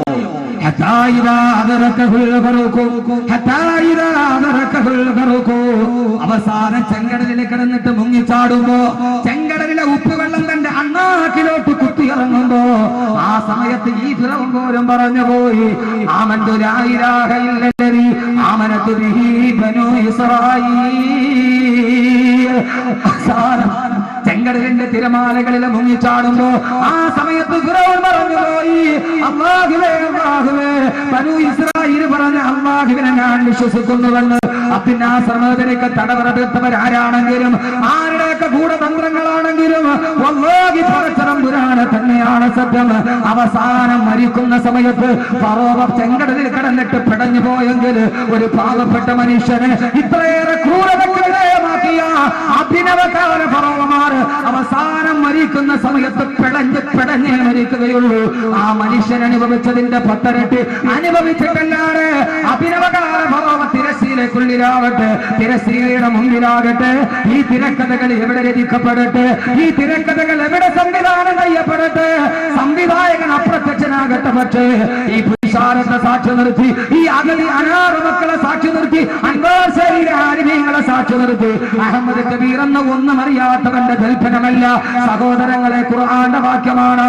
ഈ അഭിനവകാല ഫറോവമാർ ചെങ്കടലിൽ ഉപ്പുവെള്ളം അണ്ണാക്കിൽ കുത്തിയപ്പോ ഫറോവയ്ക്ക് വരെ മാനസാന്തരമുണ്ടായി. ഇൻഷാ അല്ലാഹ് പറയും, മരണക്കിടക്കയിൽ പഴങ്കട്ടിൽ കിടന്നിട്ട് പുഴുവിനെ പോലെ പിടയുമ്പോ ആ സമയത്ത് കൈകാലിട്ടടിച്ചിട്ട് പറയും, ഒരു നിരപരാധിയായ മനുഷ്യന് ഞങ്ങൾ ചെയ്തൊരുക്കിയ ക്രൂരതയുടെ പ്രതിഫലമാണിതെന്ന്. ഒരു പാവപ്പെട്ട ഭാര്യയുടെ ആരും അറിയാതെ 10-12 വർഷം ഭർത്താവിനെ അറിയാതെ ജയിലറക്കൊണ്ടിരിക്കുന്ന ഭർത്താവിനെ ഓർത്ത് ഒരു പാവപ്പെട്ട ഭാര്യയുടെ കണ്ണുനീരിന്റെ ഫലമാണിതെന്ന്. ഇറങ്ങിപ്പോകുമ്പോൾ വലത്തേക്കവളിൽ കെട്ടിപ്പിടിച്ചു മുത്തം കൊടുത്ത ഒരു പൊന്നുമോന്റെ കണ്ണുനീരിന്റെ പ്രതിഫലമാണിതെന്ന്. ഈ തിരക്കഥയുടെ പിന്നിൽ ആരുമാകട്ടെ സൂറത്തുൽ ഖസസാണ് പറയുന്നത്, വല്ലാഹി എന്നെയും നിങ്ങളെയും ഈ പച്ച മണ്ണിൽ നിന്ന് പടച്ചെടുത്ത പടച്ചതമ്പുരാനെ തന്നെയാണ് സത്യം. ദുനിയാവിന്റെ കോടതിയിൽ അവർ ശിക്ഷിക്കപ്പെടില്ലായിരിക്കാം, ഇവിടുത്തെ അണിയറയിൽ അവർ വെളിയിൽ വരില്ലായിരിക്കാം. പക്ഷേ മരണത്തെ സൂക്ഷിച്ചുകൊള്ളുക, അവസാനം പടഞ്ഞ് മരിക്കേണ്ടി വരുമെന്ന് അല്ലാഹുവിന്റെ വിശുദ്ധ ഖുർആൻ. സഹോദരങ്ങളെ, ഒരു കാര്യം ഓർക്കുക, ചരിത്രത്തിന്റെ ദൗത്യമേറ്റെടുക്കുക. സത്യം പറഞ്ഞപ്പോൾ, സത്യം വിളിച്ചു പറഞ്ഞപ്പോൾ, ഇത് അസത്യമാണെന്ന് ആളുകൾ പറഞ്ഞപ്പോ ആ സമയത്താണ് ഫറോവ പറഞ്ഞത്, മൂസയെ ഇങ്ങനെ വിട്ടാല് പറ്റില്ല, മൂസയെ വെറുതെ വിട്ടാല് പറ്റില്ല, മൂസയെ വെറുതെ വിട്ടാല് പറ്റില്ല.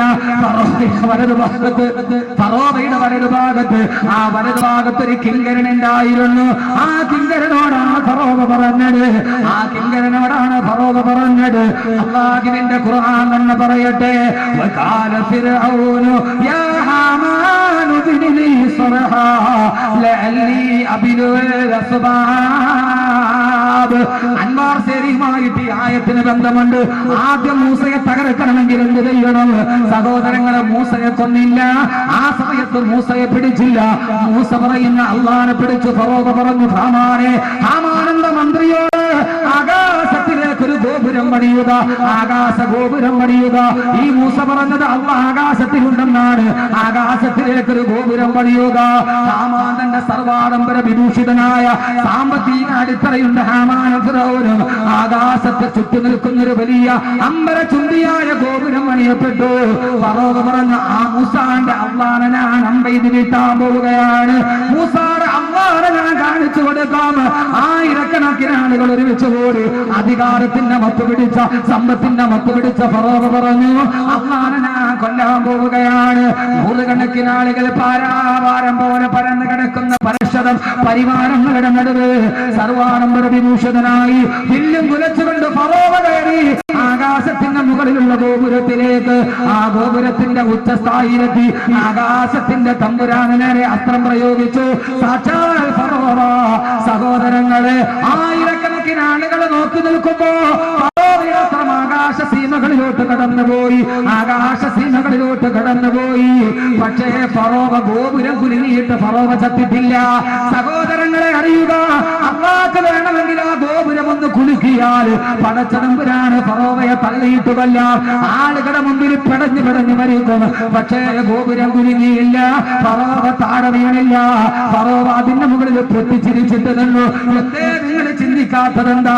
അൻവാസയിലെ ആയിരക്കണക്കിന് അഗതി അനാഥ മക്കൾ ഞങ്ങളുടെ ഉസ്താദിനെ മോചിപ്പിക്കണേന്ന് ദുആ ചെയ്യുമ്പോ, ആയിരക്കണക്കിന് ആളുകൾ ദുആ ചെയ്യുമ്പോ എത്ര ആളുകൾ കാസർഗോഡ് ഞാൻ പ്രഭാഷണത്തിന് പോയപ്പോ പള്ളിക്ക് വേണ്ടി പൈസ പിരിക്കുകയാണ്, സ്വർണം പിരിക്കുകയാണ്.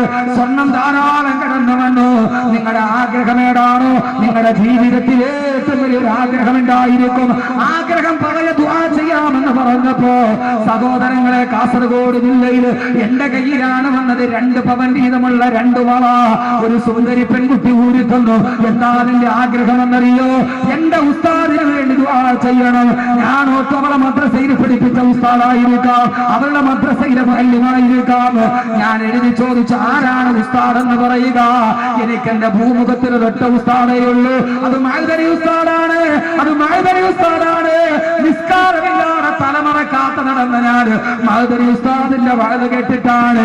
സഹോദരങ്ങളെ, കാസർഗോഡ് പ്രസംഗം കഴിഞ്ഞ് ഞാൻ ഇറങ്ങുമ്പോ ഭക്ഷണം കഴിക്കാൻ പോയ വീട്ടിൽ ആ പെൺകുട്ടി എന്നെ കാണാൻ വന്നു. ആ പെണ്ണ് പറഞ്ഞ വാക്കാണ്, ഞാൻ പറഞ്ഞതല്ല. മഅ്ദനി ഉസ്താദിന്റെ പ്രസിദ്ധമായ പ്രഭാഷണം ഉണ്ടല്ലോ, നിസാഉൽ കാസിയാത്തുൻ നാരിയാത്തുൻ മായിരാത്തുൻ മുമീരാത്തുൻ റഊസുഹുന്ന കാസിനിമത്ത് ബുഖത്ത് മായിരാ. ഉടുത്തിട്ട് മുടുക്കാത്ത പെണ്ണുങ്ങൾ. ആ ഒരൊറ്റ പ്രസംഗം കേട്ടിട്ട് ഉസ്താദേ, ഞാൻ മഅ്ദനി ഉസ്താദിന്റെ വഅദ് കേട്ടിട്ട് തലയിൽ തട്ടമിട്ടടാ. അന്ന് മുതൽ ഞാൻ നമസ്കാരം കേട്ടിട്ടില്ല. എന്റെ ഉസ്താദിന് വേണ്ടി ദുആ ചെയ്യണമെന്ന് പറഞ്ഞ് 2 പവന്റെ ഒരു വളയല്ല, 2 പവനോളം വരെ 2 വള ഊരി തന്നത് കാസർഗോഡ് ജില്ലയിൽ ഞാൻ എന്റെ കൈവെള്ളയിൽ വാങ്ങിച്ചതാ. എന്റെ കൈവെള്ളയിൽ വാങ്ങിച്ചതാണ്. ആയിരക്കണക്കിന് ആളുകൾ ദുആ ചെയ്യുമ്പോ, ആയിരക്കണക്കിന് ആളുകൾ ആമീൻ പറയുമ്പോ, എന്റെ സഹോദരങ്ങളെ, മഅ്ദനി ഉസ്താദ് 2ാമതും ജയിലിൽ പോണെന്ന് ചോദിച്ച സഹോദരങ്ങളെ, ഫറോവയുടെ കാര്യത്തിൽ അല്ലാഹുവിന്റെ താല്പര്യം അങ്ങനെയാ. അവരെ അല്ലാഹു പെട്ടെന്ന് കുലിക്കില്ല. അല്ലാഹു പകേനെ പന പോലെ വളർത്തും. അല്ലാഹുവിന്റെ തീരുമാനം എന്തെന്നറിയോ? സഹോദരങ്ങളെ, നിരാശ വേണ്ട. അൻവാശരിയുടെ പാവപ്പെട്ട മക്കളെ, നിരാശ വേണ്ട. പടച്ചറപ്പിന്റെ ദർബാറ് കുലുങ്ങാത്തരണ്ട. ഞങ്ങളുടെ ഉസ്താദിനെ മോചിപ്പിക്കാറുണ്ട. ഉമർ മുഖ്താറേ, പൊന്നുമക്കളെ, കണ്ണുനീരിന് വരയില്ലാത്തത് കൊണ്ടല്ല. നിങ്ങളുടെ ഉപ്പയല്ലാഹു പ്രവാചകത്വത്തിന്റെ പരീക്ഷണം പഠിപ്പിക്കുകയാ. പ്രവാചകന്മാരുടെ പ്രവാചകത്വം അവസാനിപ്പിച്ചത് കൊണ്ട് യൂസുഫ് നബിയുടെ ചരിത്രം പഠിപ്പിക്കുകയാ. അല്ലാഹു ഫറോവമാരോട് കാണിക്കുന്നത് എങ്ങനെയാ? പൊന്നുമോനെ, അല്ലാഹു സുബ്ഹാനഹു വ തആല ഫറോവയുടെ അമ്പ് ആകാശത്തേക്ക് പോയി. ജിബ്രീലിനോട് അല്ലാഹു പറഞ്ഞു, എന്നെ ലക്ഷ്യമാക്കി അമ്പ് പറഞ്ഞു വരുന്നത് കണ്ടോ? ജിബ്രീലേ, പിടിച്ചെടുക്കുക. ഒരാടിന്റെ രക്തം അമ്പിന്റെ അഗ്രഭാഗത്ത് പുരട്ടിയിട്ട് അതേ ഫറോവയ്ക്ക് തന്നെ തിരിച്ചറിഞ്ഞു കൊടുക്കുക. സഹോദരങ്ങളെ, അമ്പിന് ആടിന്റെ രക്തം പുരട്ടിയിട്ട് നബി അലൈഹിസ്സലാത്തു വസ്സലാം അസ്ത്രം താഴോട്ടിട്ട് കൊടുത്തു. പൊട്ടിച്ചിരിച്ചിട്ട് നിറവും പറഞ്ഞു, അള്ള മരിച്ചു, അള്ള മരിച്ചു. അള്ളാഹ്ക്ക് വേണമെങ്കിൽ ഫറോവയെ കൈകാര്യം ചെയ്തുകൂടെ. പക്ഷേ മഅ്ദനിയുടെ കാര്യത്തിൽ ഒരു വ്യത്യാസമുണ്ടായി. സാക്ഷാൽ മഅ്ദനി കിടന്നെടുത്ത് മഅ്ദനി ഉസ്താദ് കിടന്നെടുത്ത് ഒരു ദിവസമെങ്കിലും യദീറപ്പ് കിടക്കേണ്ടി വന്നത് അത് ചരിത്രത്തിന്റെ തനിയാവർത്തനമാണ്. അത് ചരിത്രത്തിന്റെ തനിയാവർത്തനമാണ്. ജയിലിന്റെ അരികൾ ഒരാൾക്ക് വേണ്ടി മാത്രമല്ല തുറക്കപ്പെടുക, ഒരാൾക്ക് മാത്രമല്ല തുറക്കപ്പെടുക. സഹോദരങ്ങളെ, മഅ്ദനി ഉസ്താദിനെ സ്നേഹിക്കുന്ന കാസർഗോഡ് ജില്ലയിൽ നിന്ന് കന്യാകുമാരി വരെ ഇവിടെ ഒരുമിച്ച് കൂടിയവരോട് ഞാൻ പറയുന്നു, നമ്മുടെ മനസ്സിൽ മഅ്ദനി ഉസ്താദിനോട് സ്നേഹമുണ്ടെങ്കിൽ നമ്മൾ ഇപ്പോൾ ചെയ്യേണ്ട ഒരു ദൗത്യമുണ്ട്. ആ ദൗത്യമാണ് ഖുർആൻ പിന്നീട് പറയുന്നത്. ഖുർആൻ പിന്നീട് പറയുന്നത്, അമ്പ് താഴേക്ക് വീണു. അല്ലാഹു ഫിറൗനെ തളർത്തിയില്ല. അല്ലാഹുവിന്റെ സമീപനം എങ്ങനെയാണ്? അല്ലാഹുവിന്റെ സമീപനം എങ്ങനെയാണ്? നമ്മുടെയൊക്കെ ചില അൻവാർ ശരീഫ് ദുആ നടക്കുന്നു, മാത്തൂർ ഉസ്താദ് ദുആ ചെയ്യാൻ വരുന്നു, എന്നിട്ടും അതിന് വെളി വരാത്തുണ്ട്. അപ്പൊ എന്താ ചെയ്തിട്ടുണ്ട്? അപ്പൊ എന്തൊക്കെ ന്യായങ്ങൾ കേൾക്കണം? അപ്പൊ എന്താ ചെയ്തിട്ടുണ്ട്? ഫറോവ അഹങ്കരിച്ചു, ആളുകളെ കൊന്നടുക്കി. ഇവിടെ അഗതികൾ ദുആ ചെയ്തു, അനാഥകൾ ദുആ ചെയ്തു, മാത്തൂർ ഉസ്താദ് ദുആ ചെയ്യുന്നു, ഞാൻ ദുആ ചെയ്യുന്നു, നിങ്ങൾ ദുആ ചെയ്യുന്നു. നമ്മളാരും ഒരു പ്രവാചകന്റെ ദുആയോളം എത്തൂലല്ലോ. എത്തുവോ? ഒരു പ്രവാചകന്റെ ദുആയോളം നമ്മുടെ ദുആ എത്തുവോ? അതതിനേക്കാളും വലിയ ആളുകളുണ്ട്. ഇപ്പൊ അങ്ങനെയാണ്, എല്ലാവരും വലിയ മഹാനാകുന്ന ആളുകളാണ്. അവനവനെ തന്നെ മഹാനാകും. ചില ആളുകൾ പറഞ്ഞറിയാം, ഞാൻ ഇത്ര മഹാനാകുമെന്ന് ഞാൻ തന്നെ ചിന്തിച്ചിരുന്നില്ല. അങ്ങനെ അവനവൻ സ്വയം മഹാനാകുന്ന കാലമാണ്. മഹാന്മാരുടെ ഒരു വലിയ പഠനം, അവനവൻ തന്നെ അവനവനെ മഹാനാക്കും. ആ കാലഘട്ടത്തിലാണ് സഹോദരങ്ങളെ ഫറോവ അഹങ്കരിച്ചു. അള്ള പറഞ്ഞു വളരട്ടെ, അവൻ അങ്ങോട്ട് വളരട്ടെ. എവിടം വരെ പോകും നമുക്ക് നോക്കാം, എവിടം വരെ പോകുമെന്ന് നോക്കാം. എന്റെ പ്രിയപ്പെട്ട സഹോദരങ്ങളെ, ഫറോവയ്ക്കെതിരെ ദുആ ചെയ്തതാരാ? മൂസാ നബി. മൂസാ നബിക്ക് ആമീൻ പറഞ്ഞാരാ? ഹാറൂൻ നബി. ദുആ ചെയ്തൊരു നബി, ആമീൻ പറഞ്ഞ വേറെ നബി. റബ്ബനാ إنك آتيت فرعون وملأه زينة وأموالا في الحياة الدنيا. ബഹുമാനായ മാത്തൂർ ഉസ്താദ് അല്ലാഹു ആരോഗ്യത്തോടു കൂടിയുള്ള ദീർഘായുസ്സ് നൽകുമാറാകട്ടെ. സദസ്സിലേക്ക് കടന്നു വരികയാണ്. ഒരു അനിവാര്യം പോലെ, അനുഗ്രഹം പോലെ, ഈ ആശയത്തിന്റെ ഈ ഏറ്റവും വലിയ ആദർശത്തിന്റെ പരിവേഷം പോലെ അല്ലാഹുവേ ദുആക്ക് ഇജാബത്തുള്ള സൂഫി ചക്രവാളത്തിലൊരു നിത്യ സാന്നിധ്യമായി അല്ലാഹുവേ നീ ആരോഗ്യത്തോടു കൂടിയുള്ള ദീർഘായുസ്സ് നൽകണേ തമ്പുരാനെ.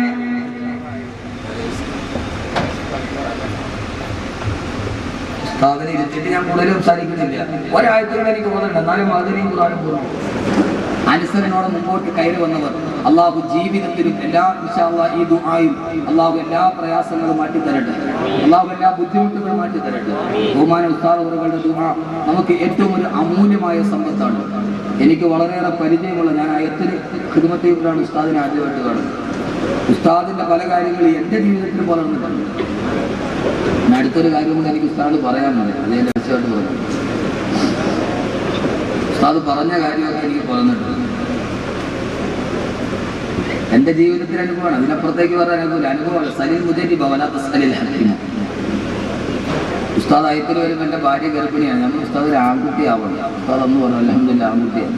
രണ്ടും ആൺകുട്ടിയാണ്, ഒന്നല്ല രണ്ട്. ഞാൻ അടുത്ത് ഞാൻ ഉസ്താദിന് വേറെ സ്വകാര്യം പറയാനുണ്ട്. അത് വായിച്ചു എൻ്റെ പ്രിയപ്പെട്ട സഹോദരങ്ങളെ, അതുകൊണ്ട് എനിക്ക് വളരെയേറെ ഞാൻ ധാരാളം ഉസ്താദിൻ്റെ ദിക്ർ ഹൽക്കയിലൊക്കെ ഞാൻ പട്ടാമ്പി ഭാഗത്തൊക്കെ ധാരാളം ഭാഗത്തിന് പോയിട്ടുണ്ട്. അവിടെയൊക്കെ ഉസ്താദിനെ ഒന്ന് മുസാഫിക്കാനായിട്ടുണ്ടാകുന്ന തിരക്ക് ഞാൻ കണ്ടിട്ട് അസൂയോടെ ഞാൻ നോക്കി നിൽക്കും. നമ്മൾ മഹാനല്ലാത്തത്. അങ്ങനെ ദുആ ചെയ്തു. ആരാ ദുആ ചെയ്തത്? മൂസാ നബി. ആമീൻ പറഞ്ഞത് ഹാറൂൻ നബി. അങ്ങനെ ഒരു ദുആ ശരി നടക്കില്ല, നടക്കില്ല. ربنا إنك آتيت فرعون وملأه أموالا وزينة بالحياة الدنيا ربنا اطمس على أموالهم واشدد على قلوبهم فلا يؤمنوا حتى يروا العذاب الأليم. മൂസാ നബി ദുആ ചെയ്യുകയാണ്, അല്ലാഹുവേ അല്ലാഹുവേ അല്ലാഹുവേ ഇന്നക ആതൈത ഫിർഔന വമലഅഹു. അല്ലാഹുവേ ഫറോവയ്ക്കും മന്ത്രിമാർക്കും നീ എത്രയോ സമ്പത്താണ് വാരിക്കോരി കൊടുത്തത്.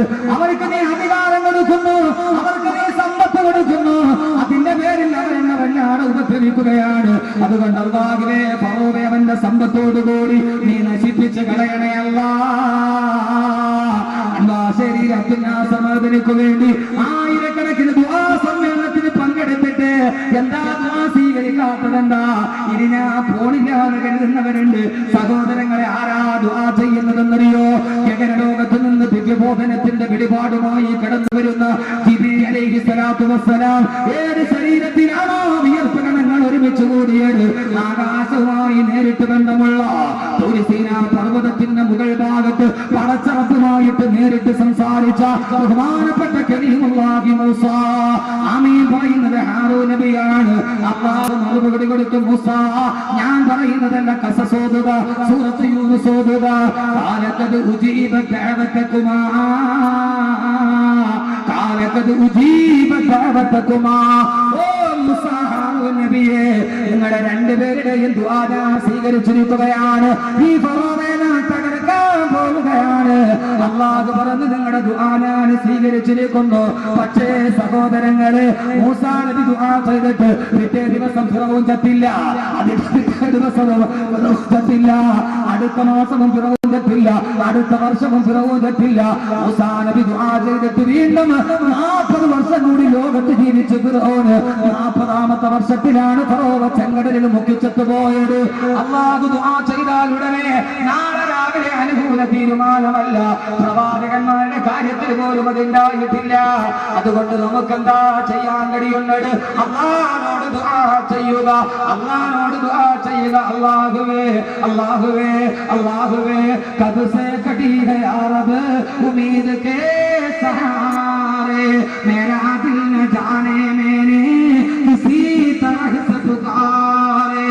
അല്ലാഹുവേ കബ് സേ കടി है अरब, എത്ര നാൾ കൊണ്ട് നിന്റെ മുമ്പിൽ ഒരു യാതകർ പോലെ അല്ലാഹുവേ ഞങ്ങൾ തേടുന്നു തമ്പുരാനെ, ഞങ്ങളുടെ മഅ്ദിനി ഉസ്താദിന് വേണ്ടി. അല്ലാഹുവേ ഇനി ഞങ്ങൾക്കറിയില്ല, മേരാ ദിൽ നതാകെ, ഞങ്ങൾക്കിനി അറിയില്ല കിസി തറഹ് സെ പുകാരെ, എവിടെയാണ് ഇനി മുട്ടേണ്ടതെന്ന്, ആരോടാണ് പറയേണ്ടതെന്ന് പരമോന്നത കോടതി പോലും ധരിച്ചു നിൽക്കുമ്പോ ഞങ്ങൾക്കറിയില്ല. അല്ലാഹുവേ നമ്മുടെ മാനസികാവസ്ഥ ഇതാണ്, കിസി തറഹ് സെ പുകാരെ. ഇനി എവിടെയാണ് പറയേണ്ടത്? ഏത് വാതിലാണ് മുട്ടേണ്ടത്? അവിടെ നമുക്കറിയാം, മേരാദിൽ അബീലാസിം ജാത്താകെ തേരി റഹ്മക്കാന.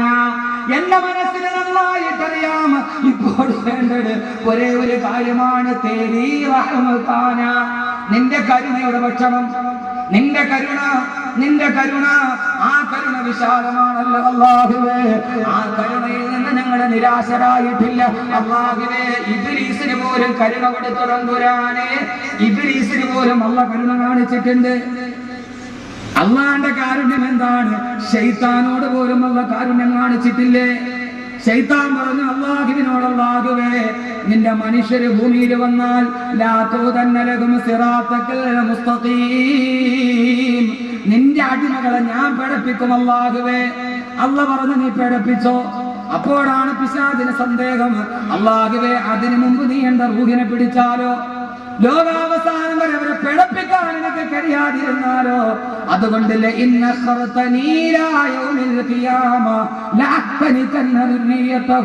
അല്ലാഹുവേ ഖിയാമത്ത് നാൾ വരെ എന്റെ ആയുസ്സിനെ നീ നീട്ടി തന്നാൽ അല്ലാഹുവേ എത്രയോ നല്ലതായിരുന്നെന്ന് പറഞ്ഞപ്പോ അല്ലാഹ് പിശാചിനോട് പറഞ്ഞതെന്താ? കാലദ്ഹം, നീ പോയിക്കോ, ഖിയാമത്ത് നാൾ വരെ നിനക്ക് ആയുസ് തന്നു.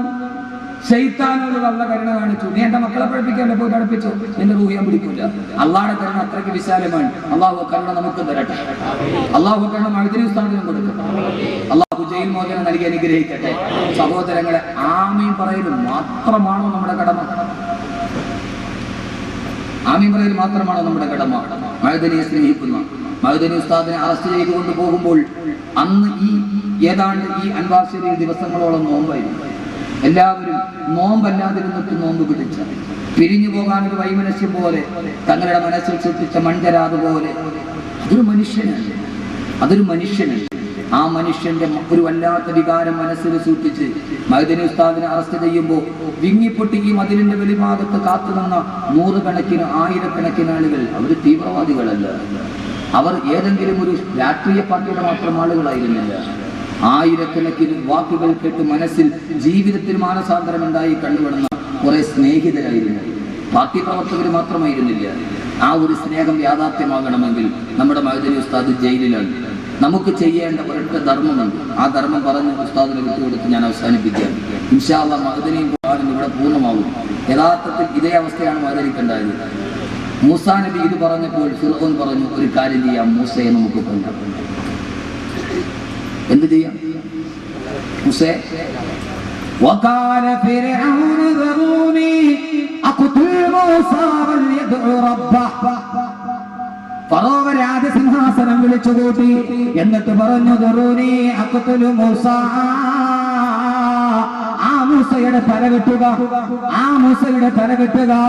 ആ സന്ദർഭത്തിൽ ഖുർആൻ പറയുന്നൊരു ദൗത്യമുണ്ട്. എന്റെ പ്രിയപ്പെട്ട സഹോദരങ്ങളെ, നമുക്കതിന് കഴിയേണ്ടതുണ്ട്. അല്ലാഹു തൗഫീഖ് നൽകട്ടെ. ഞാൻ ആ ദൗത്യം പറഞ്ഞു തരാം. ഇൻഷാ അല്ലാഹ് ചെയ്യാൻ നിങ്ങൾ തയ്യാറാണ്? ഞാൻ തയ്യാറാണ്. ഇത് അല്ലാഹ് ആവശ്യപ്പെടുന്നതാണ്. മഅ്ദിനി ഉസ്താദിനോട് സ്നേഹമുണ്ടെങ്കിൽ ആ ദൗത്യം ഞാൻ പറഞ്ഞു തരാം. ഞാൻ നിങ്ങളെ പഠിപ്പിക്കാൻ വന്ന സൂപ്പർവൈസർമാരൊന്നുമില്ല, എന്നെക്കാളും വലിയ പണ്ഡിതന്മാരാണ് ഇരിക്കുന്നത്. ഞാനിവിടെ വരാൻ ഈ അൻവാർ ഷെരീഫ് വലിയ സ്ഥാപനമാണ്. ലോക പ്രശസ്തമായ ഹിന്ദു പത്രത്തിന്റെ എഡിറ്റോറിയൽ ബോർഡിൽ പോലും ഈ അൻവാർ ഷെരീഫിൽ നിന്ന് ഫാരിഗികളായ വിദ്യാർത്ഥികളുണ്ട്. കേരളത്തിലെ ഒരു കലാലയത്തിനും എത്തിപ്പിടിക്കാൻ കഴിയാത്തത് എത്തിപ്പിടിക്കാൻ കഴിഞ്ഞു എന്നത് അൻവാർ ഷെരീഫിയുടെ ഗുണമാണ്. പക്ഷെ ഈ ശബ്ദ കോലാഹലങ്ങളുടെ ഇടയിൽ അത് ആരൊക്കെയോ വിസ്മരിച്ചു പോയി, അല്ലെങ്കിൽ ആ ശബ്ദം ഉയർന്നു കേട്ടില്ല എന്നതാണ്. ഞാനിവിടെ എത്താൻ തന്നെ ഒരു കാരണം നിങ്ങൾക്ക് എല്ലാവർക്കും അറിയാം, ഈ അടുത്ത സമയത്ത് എനിക്ക് തിരക്ക് കൂടുതലാണ്. പക്ഷേ എൻ്റെ മഹലിലെ ഇമാം അൻവാർ സീൽ ബാരിക അബ്ദുൽ മജീദ് അമാനി മുദ്രിയാണ്. എൻ്റെ മഹലിലെ ഇമാം മഅ്ദനി ഉസ്താദിന്റെ ശിഷ്യനാണ്. ആ ഒരു ബന്ധം കരാളുകൾ അബ്ദുൽ മജീദ് അമാനി അദ്ദേഹമുണ്ട്. അദ്ദേഹം MA.MPhil ആണ്.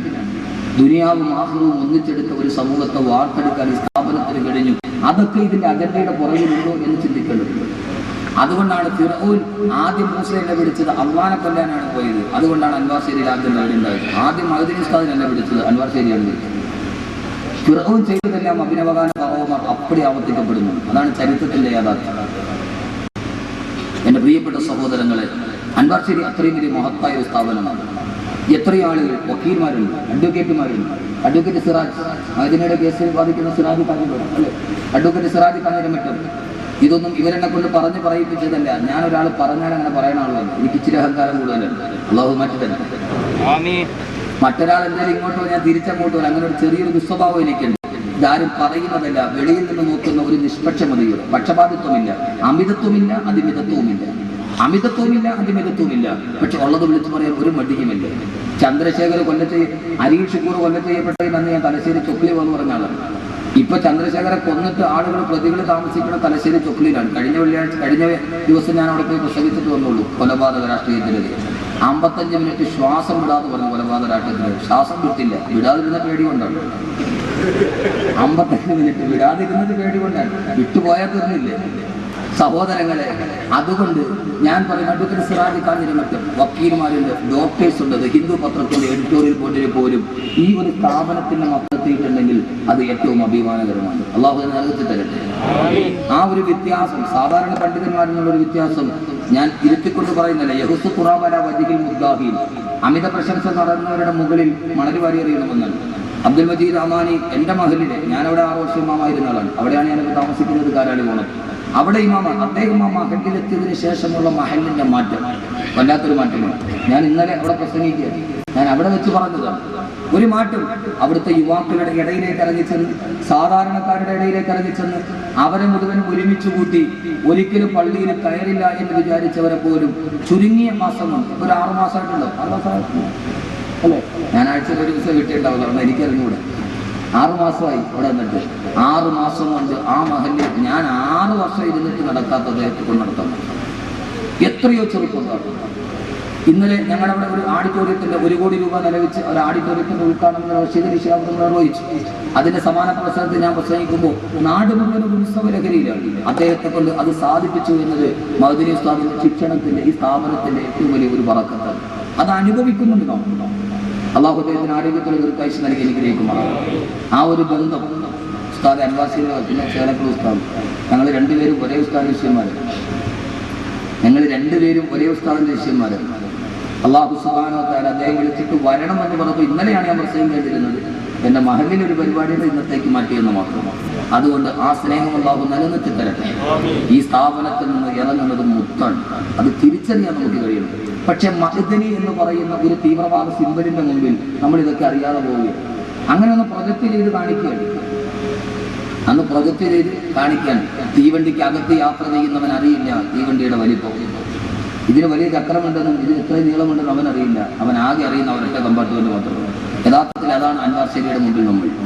അള്ളാഹു സുബ്ഹാനഹു വ തആല സ്ഥാപനത്തിന് അള്ളാഹു സുബ്ഹാനഹു വ തആല അവസാനം വരെ നിലനിർത്തി തരുമാറാണ്. അങ്ങനെ കുറെ ബന്ധങ്ങൾ എനിക്ക് അൻവാർ ശരിയുമായിട്ടുണ്ട്. ഞങ്ങൾ രണ്ടുപേരും ചിലപ്പോൾ ഉസ്താദ് ഞാനും ഒരേ ഉസ്താദ് ശിഷ്യന്മാരാണ്. ഷെയ്ഖുന കോയ ഉസ്താദ് അവർ അള്ളാഹു ആരോഗ്യത്തിലുള്ള ഒരു കാഴ്ച നൽകി അനുഗ്രഹിക്കുമാറാകട്ടെ. നിങ്ങൾ രണ്ടുപേരും ബാക്കിയാത്തിലെ സഹപാഠികളാണ്. അപ്പോ ഈ ഒരുമിച്ച് കൂടൽ യാഥാർത്ഥ്യമാകണം. അള്ളാഹുവിന്റെ ഖുർആൻ ഇപ്പോൾ മഅ്ദനിയുടെ കാര്യത്തിൽ നമ്മൾ ചെയ്യേണ്ട ഒരു കാര്യമുണ്ട്. ഇൻഷാ അല്ലാഹ് ഞാൻ പറയാം, പക്ഷെ ചെയ്യാവൂ? ഉറക്കെ പറയും ഇൻഷാ അല്ലാഹ്. 2 സൈസ് ഉണ്ട്. ഞാൻ പറഞ്ഞല്ല ഖുർആൻ എനിക്കൊരു ഇഷ്ടപ്പെട്ട വിഷയമാണ് ഖുർആൻ. ഒന്ന് ഇൻഷാ അല്ലാഹ് ഇസ്രായേലി, ബനു ഇസ്രായേൽ പറഞ്ഞ ഇൻഷാ അല്ലാഹ്. മൂസാ നബി ചോദിച്ചു ചുമന്ന പശുവിനെ കൊണ്ടുവരാൻ. അപ്പൊ ബനു ഇസ്രായേൽ പറഞ്ഞു സൂറത്തുൽ ബഖറ ഇന്നാ ഇൻഷാ അല്ലാഹുവിന്റെ മുഖത്തത് നോക്കട്ടെ, കിട്ടിയ കൊണ്ടുവരാം. നോക്കട്ടെ, നടന്നൊക്കെ നോക്കിയിട്ട് എവിടെയും കിട്ടിയ പിന്നെ ഇൻഷാ അല്ലാഹ് മുഖത്ത് കൊണ്ടുവന്നല്ലോ. നോക്കട്ടെ ഉസ്താദെ പറ്റിയ അത് ഇൻഷാ അല്ലാഹ് ഇസ്രായേലി. വേറൊരു ഇൻഷാ അല്ലാഹ് ഉണ്ട്, ഇൻഷാ അല്ലാഹ് ഇസ്മായിൽ നബി പറഞ്ഞു ഇൻഷാ അല്ലാഹ്. വാപ്പ മലത്തിൽ കിടത്തിയിട്ട് കത്തി കഴുത്തിൽ വെച്ചിട്ട് മോനെ അറുക്കട്ടെ എന്ന് ചോദിച്ചപ്പോൾ മലന്ന് കിടന്നിട്ട് ഉപ്പാന്റെ മുഖത്ത് നോക്കിയിട്ട് വറുക്കുപ്പ സതജിദുനി ഇൻഷാ അല്ലാഹു മിനസ് സാബിരീൻ. ഉപ്പ ഇൻഷാ അല്ലാഹ് നമ്മൾ രണ്ടുപേരും സ്വർഗത്തിലാണ്. അതാ ഇൻഷാ അല്ലാഹ് ഇസ്മായിൽ നബി പറഞ്ഞു ഇൻഷാ അല്ലാഹ്. ആ മലന്ന് കിടക്കാൻ കത്തി കഴുത്തിലിരിക്കാൻ ആ സമയത്തും പറയുന്ന ഒരു ഇൻഷാ അല്ലാഹ്. ഇപ്പൊ ഏതാ പറയണേ? ഇത് പള്ളിയിൽ ആളുകൾ വന്നിട്ട് 40 മാത്രം വരാൻ പറയും അതിലെ ഓർമ്മമാരില്ലേ. അപ്പൊ പിന്നെ ആ വഴിക്ക് വരില്ല. എന്റെ പൊന്ന സഹോദരങ്ങളെ, ഇപ്പൊ ഏത് ഇൻഷാല്ലാഹ് നിങ്ങൾ പറഞ്ഞത് ഇസ്മായിൽ നബിയുടെ ആണല്ലോ. അപ്പൊ എത്ര ഇസ്മായിൽ ഇവിടെ ഉണ്ടെന്ന് ഇപ്പൊ ഇൻഷാല്ലാഹ് അറിയാൻ പറ്റും. അള്ളാഹു കാത്തുരക്ഷിക്കട്ടെ. മൂസയെ കൊല്ലാൻ തീരുമാനിച്ചു ഫിറഔൻ, മഅദനിയെ കൊല്ലാൻ തീരുമാനിച്ചു അഭിനവകാല ഫിറഔൻ. യഥാർത്ഥത്തിൽ അതായിരുന്നത്. ഒരു കാല് പോയി നിന്നുള്ളൂ. മഅദനിയും ഖുർആനും അങ്ങനെയല്ലേ.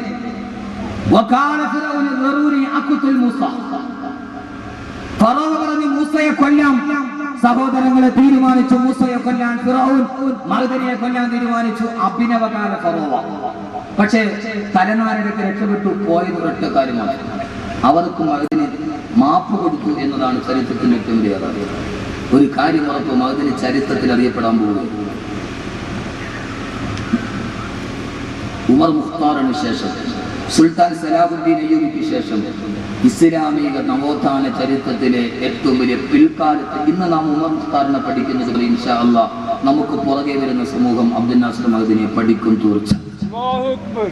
തീർച്ചയായും അതിലൊരു സംശയവും നിങ്ങൾക്ക് വേണ്ട. കാരണം ആ മനുഷ്യന്റെ ചങ്കൂറ്റ സമ്മതിക്കൊടുക്കുക, അത് ഞാൻ അനുഭവിച്ചറിഞ്ഞ ആളാണ്. ആ മനുഷ്യൻ ഒരു കാല് പോയാലും തൂക്കം കുറഞ്ഞാലും ആ റൂമിന്റെ അകത്തിരുന്നിട്ട്, ഹസനാണ് എനിക്ക് വാതിൽ തുറന്നു, ഞാനിവിടെ വിളിക്കാതെ ഒത്തിരി പ്രാവശ്യം വന്നിട്ടുള്ള ആളാണ്. അപ്പോ അവിടെ ചെന്നിട്ട് ഞാൻ അകത്തിരുന്ന് സുഫിയാമാദിനെ അറസ്റ്റ് ചെയ്യുന്നതിന്റെ തലേദിവസം അവിടെ ഇരുന്നപ്പോൾ ആ സമയത്ത് ഇപ്പൊ അറസ്റ്റ് ചെയ്യുന്നതിന്റെ മുമ്പിൽ ഞാൻ പോയപ്പോൾ ഞാൻ ചോദിച്ചു, ഉസ്താദെ ഒരിക്കൽ തിരുവനന്തപുരത്ത് വന്നപ്പോൾ എന്നെ ഒന്ന് കാണണമെന്ന് പറഞ്ഞു. ഞാൻ അവിടെ പോയി കണ്ടു. അപ്പോഴും ഞാൻ ഉസ്താദെ ഭയമുണ്ടോ? ആ സമയത്ത് നമ്മളൊക്കെ ആണെങ്കിൽ എൻ്റെ പൊന്നു സാറിന് ഇപ്പൊ ഇത്രയും നാളും ജയിലിൽ കിടന്നാൽ നമ്മൾ ഷുഗർ വന്നിട്ട് 35 കിലോയെങ്കിലും ഉണ്ട് മാതിരി നമ്മൾ വെറും ഫോട്ടോസ്റ്റാറ്റ് കാണുന്നത്. നമ്മളാണോ എന്ന് പറയാൻ പറ്റില്ല. നമുക്ക് ആർക്കാ ധൈര്യമുള്ളത്? കാക്കിയിട്ട വേഷത്തിൽ പോസ്റ്റ്മാനെ കണ്ടാൽ തൊപ്പി വിടുന്നവരുണ്ട്. പട്ടാളക്കാർ തൂക്കിപ്പിടിച്ച വാളുകളുടെ നടുവ് വയനറ്റുകളെ നെഞ്ചിലേക്ക് മാറിയിട്ട് തൂക്കുകയറിലേക്ക് നടന്നു പോകുമ്പോ ആ സമയത്ത് തൂക്കുകയറി തന്റെ ശരീരത്തിലേക്ക് കരുത്തിലോട്ട് മുറുകുമ്പോ കരുമരത്തിൽ കിടന്ന് തൂങ്ങിയാടുമ്പോ കമീസിന്റെ പോക്കറ്റിൽ വെച്ചിരിക്കുന്ന ഖുർആൻ എടുത്ത് കയ്യിൽ വെച്ചിട്ട് الملك القدوس السلام المؤمن المهيمن العزيز الجبار المتكبر سبحان الله عما يشركون. തൂക്കുമരത്തിലെ കിടന്ന് പിടഞ്ഞു വിരിച്ച ഉമർ മുഖ്താറിനെ പോലെ ഇൻഷാ അല്ലാഹ് അഹമ്മദ് കബീറിന്റെ പുറകെ വരുന്ന ഒരു സമൂഹം ഒരു കാലഘട്ടത്തിൽ ഉമർ മുഖ്താറിനെ പറഞ്ഞതുപോലെ സുൽത്താൻ സലാഹുദ്ദീൻ അയ്യൂബിയെ പറഞ്ഞതുപോലെ ചരിത്രത്തിൽ പറയപ്പെടുന്ന ഒരു നാമമായി മൈലാകപ്പള്ളിയിലെ ഈ ചെറിയ പ്രദേശത്ത് അബ്ദുസ്സമദ് മാസ്റ്ററിന്റെ പൊന്നുമോൻ അബ്ദുൽ നാസർ എന്ന് പറയുന്ന ഒരു മനുഷ്യന്റെ ചരിത്രം പഠിക്കുന്ന കാലം വിദൂരമല്ല. പക്ഷെ ആ കാലത്തിന്റെ നടുവ് നമുക്ക് ചെയ്യേണ്ട ഒരു ജോലിയുണ്ട്. ഫറോവ തീരുമാനിച്ചു മൂസയെ കൊല്ലാൻ, അഭിനവകാല ഫറോവമാര് തീരുമാനിച്ചു അബ്ദുൽ നാസർ മഅദനിയെ കൊല്ലാൻ. ആയിരക്കണക്കിന് ആളുകൾ ലോക സമൂഹം മുഴുവനും ഒരുമിച്ചുകൂടി കൊട്ടാര മധ്യത്തിൽ എല്ലാവരും നിൽക്കുമ്പോ ബഹുമാനപ്പെട്ട മൂസാ നബിയെ മധ്യത്തിൽ വെച്ചിട്ട് ഊരി പിടിച്ച വാളുമായി പട്ടാളക്കാർ കാത്തു നിൽക്കുമ്പോ സിംഹാസനത്തിൽ ചാരിയിരുന്നിട്ട് ഫറോവ പറഞ്ഞില്ലേ കൊല്ലുക കൊല്ലുക കൊല്ലുക എന്ന് ഫറോവ പറഞ്ഞപ്പോ ഇതേ അവസരമാണ് മഅദനിക്ക് അഗ്രഹാരതയിലെ ഇരുമ്പടി കൊല്ലുക. ആയിരക്കണക്കിന് തോക്കുധാരികൾ നാക്കി നിൽക്കുമ്പോ ഏതോ തിരശ്ശീലയിലെ ഫറോവ കൊല്ലാൻ തിരക്കുന്നവരിക്കുമ്പോ സഹോദരങ്ങളെ നമുക്ക് ചരിത്രത്തിന്റെ ദൗത്യം ഏറ്റെടുക്കണ്ടേ? ഇവിടെ ഒരുമിച്ച് കൂടിയതിന്റെ ചരിത്രത്തിൽ നമ്മളും അറിയപ്പെടണ്ടേ? അതുകൊണ്ട് അബ്ദുൽ നാസർ മഅദനി ഹൃദയത്തിൽ സ്നേഹിക്കുന്ന എന്റെ പ്രിയപ്പെട്ട ചെറുപ്പക്കാരോട്, ആവേശമല്ല ചെറുപ്പക്കാർ ആരെ വേണ്ടത്? ഏത് ആവേശമാണെന്നറിയുമോ? വകതിരിവുള്ള ആവേശം വേണം, വാക്കുകളുടെ ജൽപ്പനങ്ങൾക്കല്ല.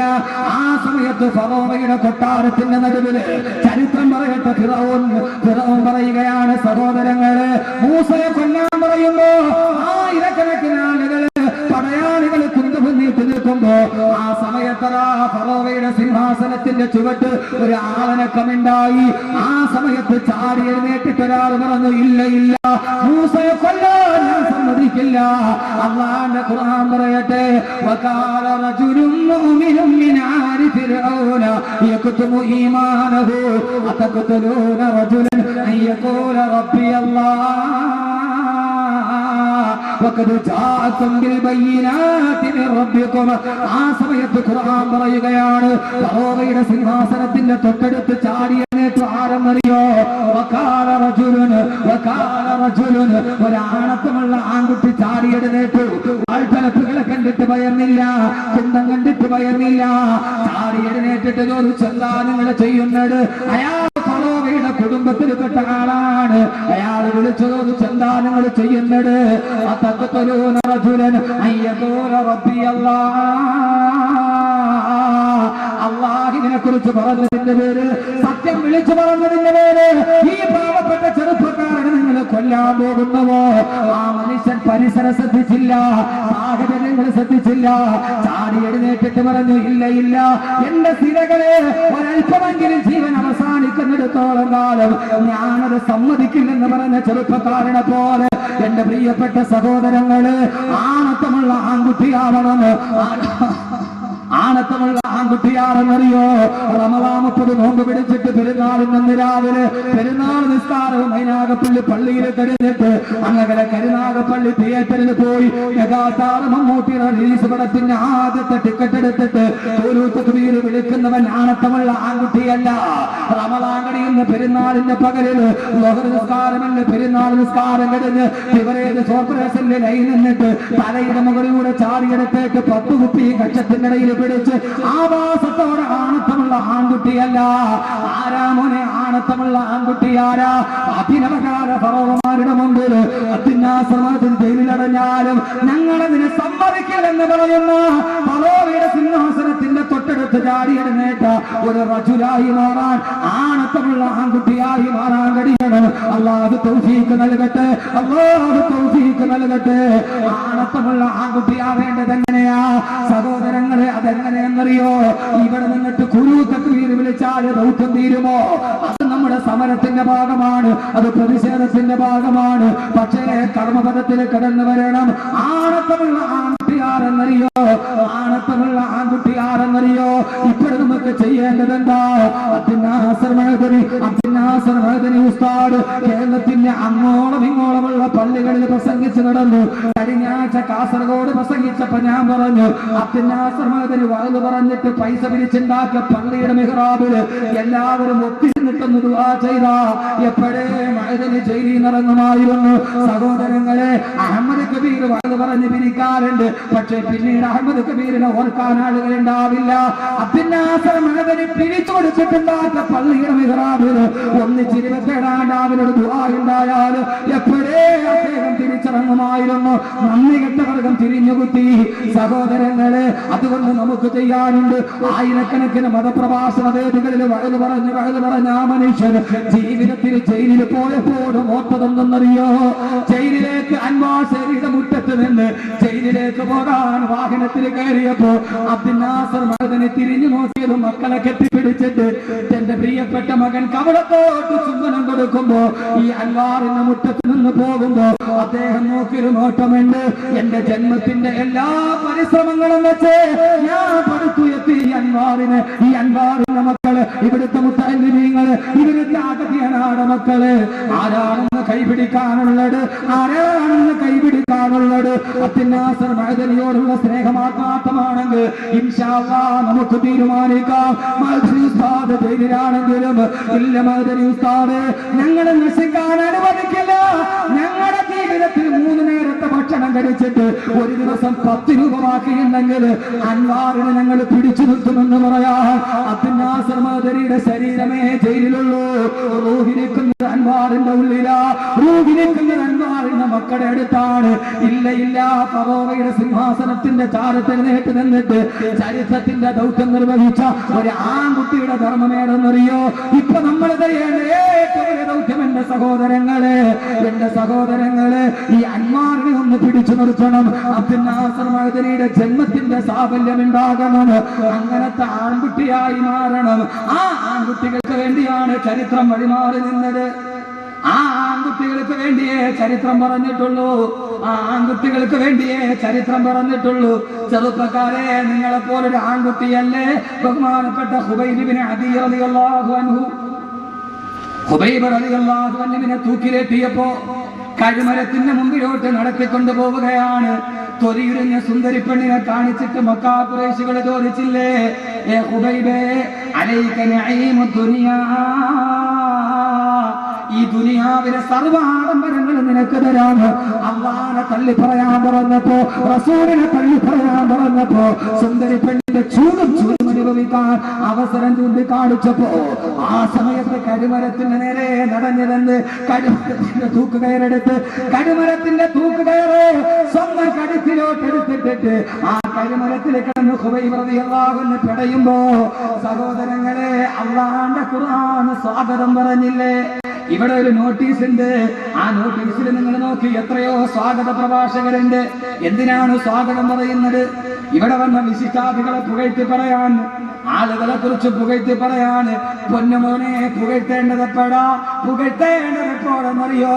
എന്റെ വാല് തുടങ്ങുന്നതിന് മുമ്പേ അനൗൺസ്മെന്റ് ഉണ്ടായി. നമ്മളെല്ലാവരും ആവേശപൂർവ്വം കാത്തിരിക്കുന്ന വലിയ പേരുള്ള ചെറിയ മനുഷ്യൻ വരുന്നുണ്ട്. അഹമ്മദ് കബീർ വാക്കവി വരുന്നുണ്ട്. നമ്മൾ കാത്തിരുന്നു. സഹോദരങ്ങളെ, നിങ്ങൾ ഇപ്പോൾ എന്നെ കാത്തിരിക്കാൻ കാരണം എന്താ? അഹമ്മദ് കബീറിന്റെ നാവിനും എടുക്കുന്നുണ്ട്, അഹമ്മദ് കബീറിന്റെ നാക്കിനും എടുക്കണ്ടേ. അതുകൊണ്ട് നിങ്ങൾ എന്നെ കാത്തിരിക്കും. അഹമ്മദ് കബീറിനാണെങ്കിലോ ഒടുക്കത്തെ തിരക്കാണ്. നേരത്തെ വരണമെന്ന് കരുതിയതാണ്. ജുമ കഴിഞ്ഞിട്ട് ഇറങ്ങിയപ്പോൾ ആളുകളുടെ തിരക്ക് അവിടെ ഇരുന്നു. അവസാനം ഇറങ്ങിയപ്പോൾ സമയം തീർന്നു. സഹോദരങ്ങളെ, വഴിയാണ് എത്തിയത്. അഹമ്മദ് കബീറിന് ഒടുക്കത്തെ തിരക്കാണ്. കാരണം എന്താ? അഹമ്മദ് കബീറിന്റെ നാക്കിന് ഇപ്പോഴും എടുക്കണ്ട്. എന്റെ ധാരാളം സഹോദരങ്ങൾ എന്നെ വാതിന് ബുക്ക് ചെയ്യാൻ വന്നു. ഞാൻ പറഞ്ഞു 2012 ഫുള്ളാണ്, 2013 മാർച്ച് കഴിഞ്ഞിട്ട് തരാമെന്ന്. എന്റെ മനസ്സിലുണ്ടായ അഹങ്കാരം എന്റെ ഷെഡ്യൂൾ പറയാനല്ല. കാരണം അഹമ്മദ് കബീറിന് ഒടുക്കത്തെ തിരക്കാണ്. പക്ഷേ സഹോദരങ്ങളെ, നാക്കിനും ഇടുക്കുള്ളത് കൊണ്ട് അഹമ്മദ് കബീറിന്റെ തിരക്ക് മാറും. അഹമ്മദ് കബീറിന്റെ തിരക്ക് മാറും എപ്പോഴെന്നറിയോ? നാക്കിന്റെ മിടുക്ക് അവസാനിച്ചിട്ട് 3 വെള്ളത്തുണിയിൽ പൊതിഞ്ഞിട്ട് അഹമ്മദ് കബീറിനെ എന്റെ വീടിന്റെ ഉമ്മറപ്പടിയിൽ പരത്തി കിടത്തുമ്പോ ആ സമയത്ത് എനിക്ക് തിരക്കില്ല. പക്ഷേ കൂടെ അടുത്ത് നിൽക്കുന്നവർക്ക് വല്ലാത്ത തിരക്കാണ്. മയ്യത്തടക്കാറായില്ലേ, എടുക്കാറായില്ലേ, അസറിന് മുമ്പേ എടുക്കണം, ബാങ്ക് വിളിക്കുന്നതിന് മുമ്പ് ഇങ്ങനെ മണ്ണിട്ട് മൂടണം. അന്ന് എനിക്ക് തിരക്കില്ല. കാരണം എന്റെ നാക്കിന്റെ മിടുക്കങ്ങളില്ലാതായി. അന്ന് കൂടെ നിൽക്കുന്നവർക്കാണ് തിരക്ക്. അസറിന് മുമ്പെടുക്കണ്ടേ, അസറ് കഴിഞ്ഞിട്ടല്ല. അതുകൊണ്ട് സഹോദരങ്ങളെ, ഞാൻ പറയുന്നു, ആൺകുട്ടികൾക്കാണ് ചരിത്രം ബാക്കി നിൽക്കുക. ആൺകുട്ടികൾക്ക് വേണ്ടിയാണ് ചരിത്രം ബാക്കി നിൽക്കുക. യഥാർത്ഥത്തിൽ ഞാൻ നിങ്ങളുടെ മുമ്പിൽ ഒരു പച്ച മനുഷ്യരാവുകയാണ്. ഈ അഗതിയനായ യതീമീങ്ങളായ മക്കളുടെ മുമ്പിൽ എന്റെ പൊന്നുമക്കളെ, ഞാനൊരു പച്ച മനുഷ്യനാവുകയാണ്. ജീവിതത്തിന് എന്റെ ഉപ്പയുടെ മുഖം ഞാൻ കണ്ടിട്ടില്ല. നിങ്ങളെക്കാൾ വലിയൊരു അഗതിയായി, അനാഥനായി, ജീവിതത്തിന്റെ കട്ടപ്പാടുകളുടെ തുരുത്തിലൂടെ കടന്നു വന്നവൻ, ഇന്ന് നിങ്ങൾ കാത്തു നിൽക്കുന്ന വലിയ സൗഭാഗ്യശാലി എന്ന് കരുതുന്ന ഞാൻ, എന്റെ ഉപ്പയുടെ മുഖം ഞാൻ എന്റെ ജീവിതത്തിൽ കണ്ടിട്ടില്ല. ഹിഫ്ള് പഠിക്കാൻ വേണ്ടി മദ്രസയിൽ ചെല്ലുമ്പോ വ്യാഴാഴ്ച ദിവസം എന്റെ കൂടെയുള്ള മുത്തഅല്ലിമീങ്ങളുടെ ഉപ്പയും ഉമ്മയും വലിയ ബക്കറ്റിൽ പലഹാരം നിറച്ച് കാണാൻ വരുമ്പോ കിടക്കുന്ന റൂമിന്റെ ജനാല കമ്പിയിൽ പിടിച്ചിട്ട് എനിക്കൊരു നേരത്തെ മനുഷ്യ പലഹാരം തരാൻ എന്റെ ഉപ്പ ഇല്ലല്ലോ എന്ന് പൊട്ടിക്കളഞ്ഞ ദിവസങ്ങളുണ്ട്. ആ കൊച്ചു ബാരനിൽ നിന്നാണ് അഹമ്മദ് കബീർ ഉണ്ടായത്. സഹോദരങ്ങളെ, എനിക്കൊരു നേരത്തെ ഭക്ഷണം തരാൻ എല്ലാവരുടെയും വലിയ മുതലാളിമാരുടെ മക്കളെ കെട്ടിപ്പിടിച്ച് ഭക്ഷണം കൊടുക്കുമ്പോ കീറിപ്പറിഞ്ഞ ഒരു തലപ്പായിൽ കമന്ന് കിടന്ന് കരഞ്ഞിട്ടുണ്ട്. ജനാല കമ്പിയിൽ പിടിച്ചിട്ട് എനിക്കെന്റെ ഉപ്പയില്ലല്ലോ, ഉമ്മ കൂലിപ്പണിക്ക് പോയില്ലെങ്കിൽ ഞങ്ങൾ പട്ടിണിയാണ്. ആ കരഞ്ഞ മനുഷ്യരിൽ നിന്ന് നിങ്ങളെപ്പോലെ അനാഥനായി വളർന്നാൻ ഒരു ഒരു അനാഥ മന്ദിരത്തിന്റെ മുമ്പിൽ നിൽക്കുമ്പോ ഇന്നെനിക്ക് ഏറ്റവും ഇഷ്ടപ്പെട്ടത് എന്റെ മക്കളെയാണ്. ഇന്ന് ജുമയിൽ നിന്ന് തിരിച്ചു വരുമ്പോ, യഥാർത്ഥത്തിൽ തിരിച്ചു വരുമ്പോ കൊല്ലം വഴി വന്നാ മതി. ഞാൻ അവിടെ നിന്ന് വാഹനം എടുക്കുമ്പോ, ഞാൻ രാവിലെ സലാം പറഞ്ഞിറങ്ങുമ്പോൾ എന്റെ 2 മക്കൾ, എന്റെ ഏറ്റവും അടുത്ത എന്റെ 2 പൊന്നുമക്കൾ ഇടത്തെ കവളിലും വലത്തെ കവളിലും മുങ്ങ തന്നിട്ട് പറഞ്ഞു, ഉപ്പാ വരുമ്പം മിഠായി കൊണ്ടുവരണേ. 2 മക്കളോട് സലാം പറഞ്ഞ് ജുമയ്ക്ക് സെൻട്രൽ ജുമാ മസ്ജിദിൽ പോയി. ചേലക്കള ഉസ്താദ് വിളിച്ച് 8 മണിക്ക് വാത് തുടങ്ങണം. അവിടെ നിറങ്ങുമ്പം 5 മണി കഴിഞ്ഞു. ഞാൻ കൊല്ലം വരെ നേരിട്ട് വന്നാ മതി. അവിടെ നിറങ്ങി ഇവിടേക്ക് വരാൻ തിരിക്കുമ്പോ ആ സമയത്താണ് വീട്ടിൽ നിന്ന് ഫോൺ. 3.5 വയസ്സുകാരന്റെ മിഠായി വാങ്ങിച്ചോ. നേരെ എന്റെ വണ്ടി തിരിഞ്ഞു. 1000 വന്നിട്ട് ഞാൻ എന്റെ വീട്ടിൽ പോയി. മക്കൾക്ക് മിഠായി കൊടുത്തു. ചായ കുടിച്ചിട്ട് വെളിയിലിറങ്ങി. ഭാര്യ ചോദിച്ചു എപ്പോ വരും? ഞാൻ പറഞ്ഞു ഇൻഷാ അല്ലാഹ് ഒരു 11 മണിക്ക് തിരിച്ചു വരുമെന്ന്. കാത്തിരിക്കുകയാണ് എന്റെ പൊന്നുമക്കൾ. 11 മണിക്ക് ഉപ്പ വരുന്നത് കണ്ടിട്ട് കിടന്നുറങ്ങാൻ മഅ്ദനി ഉസ്താദ് ഈ സംഭവം എത്രയോ പ്രാവശ്യം പറഞ്ഞിട്ടുണ്ട്. എന്നെ കാത്തിരിക്കുന്ന പൊന്നുമക്കളുടെ മുമ്പിൽ ഞാൻ എത്തുമ്പോ, സഹോദരങ്ങളെ ആർക്കറിയാം അഹമ്മദ് കബീർ ജീവനോടെ വീട്ടിലെത്തുമോ? അതല്ല 3 വെള്ളത്തുണിയിൽ പൊതിഞ്ഞ ഈ പാവപ്പെട്ടവന്റെ മയ്യത്താകുമോ വീടിന്റെ ഉമ്മറപ്പണിയിലെത്തുക? കളിപ്പാട്ടം കാത്തിരിക്കുന്ന പൊന്നുമക്കളുടെ മുമ്പിൽ വിധിയുടെ മറ്റൊരു കളിപ്പാട്ടം പോലെ മലന്ന് കിടക്കുമ്പോ, ആ സമയത്ത് എന്റെ പൊന്നുമക്കള് എന്റെ മയ്യത്തിൽ കെട്ടിപ്പിടിച്ചിട്ട് പൊട്ടിക്കരയുമ്പോ മലന്ന് കിടന്നിട്ട് എനിക്ക് പറയാൻ കഴിയണ്ടേ? ആത്മാവിന്റെ ഭാഷയിൽ പറയണ്ടേ? പൊന്നുമക്കളെ കരയണ്ടടാ, പൊന്നുമക്കളെ കരയണ്ടടാ. നിങ്ങളുടെ വാപ്പയ്ക്കൊന്നും നഷ്ടപ്പെട്ടിട്ടില്ല. ഇനിയല്ലേ നിങ്ങളുടെ വാപ്പയ്ക്ക് സ്വർഗമുള്ളത്, ഇനിയല്ലേ നിങ്ങളുടെ വാപ്പയ്ക്ക് ഹുർലിയങ്ങളുള്ളത്, ഇനിയല്ലേ നിങ്ങളുടെ വാപ്പയ്ക്ക് സ്വർഗത്തിന്റെ ഫുസ്ഹത്തുൽ ജന്നയുള്ളത്. വഅമ്മാ ഇൻ കാന മിനൽ മുഖറബീൻ ഫറഹും വറയ്ഹാനും വജന്നത്തുൻ നഈം. അല്ലാഹ് അടുത്തവനാണോ? അല്ലാഹ് അടുത്തവനാണോ? അവന് റൂഹുണ്ട്, റൈഹാനുണ്ട്, ജന്നത്തുൻ നഈമുണ്ട്. സഹോദരങ്ങളെ, ഞാൻ പറയുന്നു, നമ്മൾ ഇവിടെ ഇരിക്കുമ്പോ മഅ്ദനി ഉസ്താദിന്റെ കോയമ്പത്തൂർ ജയിലിൽ കിടന്ന 12 വർഷം ലാഭമാണ്. ഇപ്പൊ കിടക്കുന്നത് ലാഭമാണ്. കാരണം ഒരു തെറ്റിനെ കുറിച്ച് ചിന്തിക്കണ്ട, ഒരു തെറ്റിനെ കുറിച്ച് കണ്ണുകൊണ്ട് കാണണ്ട. തടവറക്കുള്ളിൽ ഖുർആൻ ഓതി ദിക്ർ ചൊല്ലി തഹജ്ജുദ് നിസ്കരിച്ചിട്ട് മഅ്ദനി ഉസ്താദിന്റെ വർഷങ്ങൾ പോവുകയാണ്. ഒരു സുപ്രീം കോടതി നഷ്ടപരിഹാരം കൊടുക്കണ്ട. കാരണം പടച്ചറപ്പിന്റെ മുമ്പിൽ സ്വർഗത്തിന് വില പറയുന്ന 10 വർഷമാണിത്. ഓരോ ദിവസവും എത്ര ഭാഗ്യമാണ് മനുഷ്യന്. ഞാൻ പറയുന്നു, ദുനിയാവിൽ ചിലപ്പോൾ നമ്മുടെ ഭാഗ്യത്തിലല്ല, പരലോകത്ത് ആ മനുഷ്യൻ ഭാഗ്യവാനാണ്.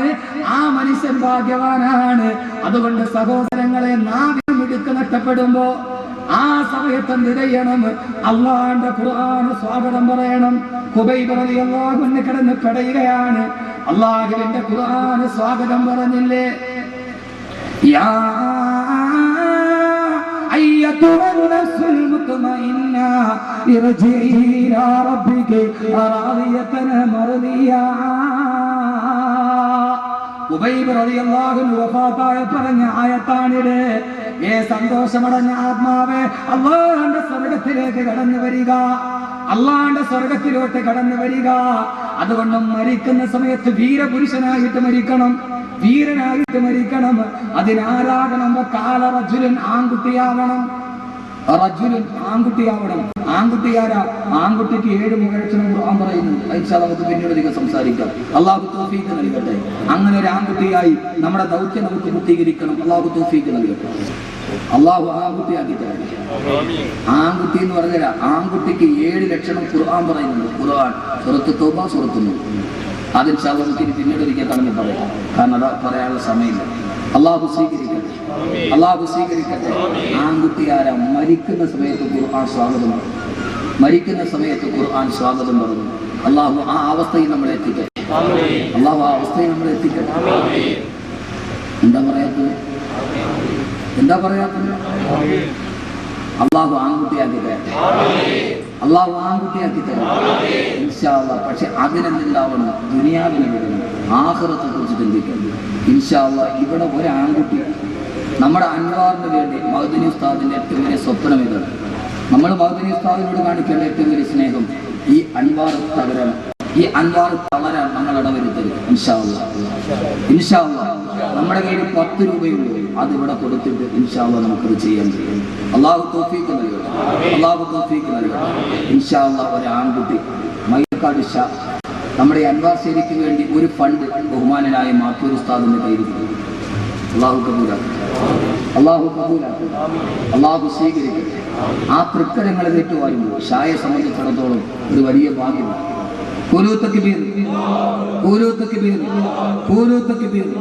അള്ളാഹു സ്വീകരിക്കട്ടെ, അള്ളാഹു സ്വീകരിക്കട്ടെ, അള്ളാഹു സ്വീകരിക്കട്ടെ.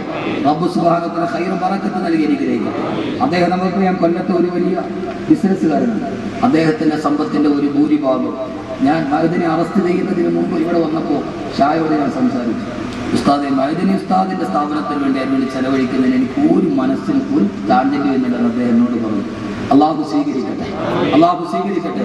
അദ്ദേഹത്തിന്റെ സമ്പത്തിന്റെ ഒരു ഏറിയ പങ്ക് മഅദിനി ഉസ്താദിന്റെ സ്ഥാപനത്തിനും അദ്ദേഹത്തിനും അദ്ദേഹം ചെലവഴിക്കുന്നുണ്ട്. അള്ളാഹു റാഹത്തിലാക്കി കൊടുക്കട്ടെ. ഇൻഷാ അല്ലാഹ് 1 ലക്ഷം രൂപ അദ്ദേഹം ഇവിടെ നിന്ന് കൊടുത്തിട്ടുണ്ട്. അള്ളാഹു സ്വീകരിക്കട്ടെ. ആരാ ഇൻഷാ അല്ലാഹ് ഈ സദസ്സിൽ ഉസ്താദെ ഞങ്ങൾ ഇവിടെ വെച്ച് വാഗ്ദാനം ചെയ്യും, എന്നിട്ട് അതിന്റെ ഭാഗത്തേക്ക് ഉസ്താദെ ഞങ്ങൾ കൂടി അതിനകത്തേക്ക് പങ്കാളികളാവുകയാണ്, നല്ല ആൺകുട്ടികളായി. ആരാ ഒന്ന് പറയുക. 1 ലക്ഷമോ 50,000മോ 25,000മോ 10,000മോ എത്രയായാലും പ്രശ്നമില്ല, നിങ്ങൾക്ക് എഴുന്നേറ്റെന്ന് പറയാം. അള്ളാഹു കബൂലാക്കട്ടെ. ഇൻഷാ അല്ലാഹ് എൻ്റെ 1 മാസത്തെ ശമ്പളം ഞാൻ അൻവാർശേരിക്ക് ഹദിയ ചെയ്യും. എൻ്റെ 1 മാസത്തെ ശമ്പളം അള്ളാഹു സ്വീകരിക്കട്ടെ. എനിക്ക് 2 ആൺകുട്ടികളുണ്ട്. അവരിതേപോലെ ഹാഫിദീങ്ങളായി ആലിമീങ്ങളായി നാളെ ഞാൻ മരിച്ചിട്ട് മരന്ന് കിടക്കുമ്പോൾ എൻ്റെ മുമ്പിൽ മയ്യത്ത് നിസ്കരിക്കുന്ന നല്ല മക്കളാക്കി തരണം. അവരുടെ ആഗ്രഹത്തിൽ ഞാൻ എൻ്റെ 1 മാസത്തെ ശമ്പളം അത് എത്രയാണെന്ന് ചോദിക്കരുത്, ചെറുതാവില്ല, കാരണം ഇവിടെ ഇച്ചിരി വലിയ ശമ്പളം തന്നെ. അള്ളാഹു സ്വീകരിക്കട്ടെ, അള്ളാഹു സ്വീകരിക്കട്ടെ, അള്ളാഹു സ്വീകരിക്കട്ടെ. ഇൻഷാ അല്ലാഹ് ആരാ എന്ന് പറയുക. ആ പറഞ്ഞു 10,000 രൂപ തഖബ്ബൽ അല്ലാഹ്. അള്ളാഹു സ്വീകരിക്കട്ടെ, അള്ളാഹു സ്വീകരിക്കട്ടെ.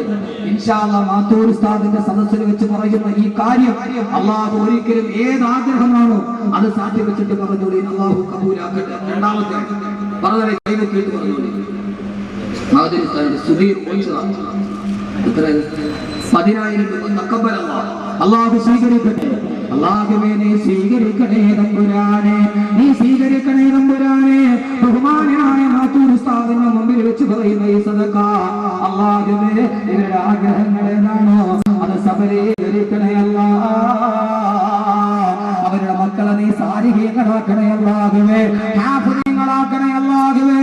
സിറാജുദ്ദീൻ മയ്യത്തിങ്കര 25,000 രൂപ സംഭാവന അല്ലാഹുവേ നീ സ്വീകരിക്കണേ തമ്പുരാനെ. അല്ലാഹുവേ അദ്ദേഹത്തിന്റെ ബിസിനസ് ഏതാണോ അതിൽ ബറക്കത്ത് നൽകണേ അല്ലാഹ്. അദ്ദേഹത്തിന്റെ മക്കളെ കൺകുളമേകുന്ന മക്കളാക്കണേ തമ്പുരാനെ, സാലിഹീങ്ങളാക്കണേ അല്ലാഹുവേ. ജീവിതത്തിൽ ഏറ്റവും സന്തോഷമുള്ള അല്ലാഹുവേ കൺകുളമേയുള്ള മക്കളാക്കി കൊടുക്കണേ അല്ലാഹുവേ. ഈ സദഖയുടെ ബറക്കത്ത് കൊണ്ട് അവസാനം വരെ കീറി മുറിക്കപ്പെടുന്ന ലോകത്തിൽ നിന്ന് അല്ലാഹുവേ നീ കാക്കണേ തമ്പുരാനെ.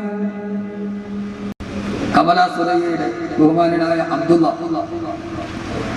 അല്ലാഹു സുബ്ഹാനഹു വ തആല മക്കളെ സലീം കുട്ടികൾ 10,000 രൂപ തഖബ്ബൽ അല്ലാഹ്. അല്ലാഹു സ്വീകരിക്കട്ടെ, അല്ലാഹു സ്വീകരിക്കട്ടെ. അല്ലാഹു ഈ കുഞ്ഞിനെ അസുഖമൊക്കെ മാറാനുണ്ട്.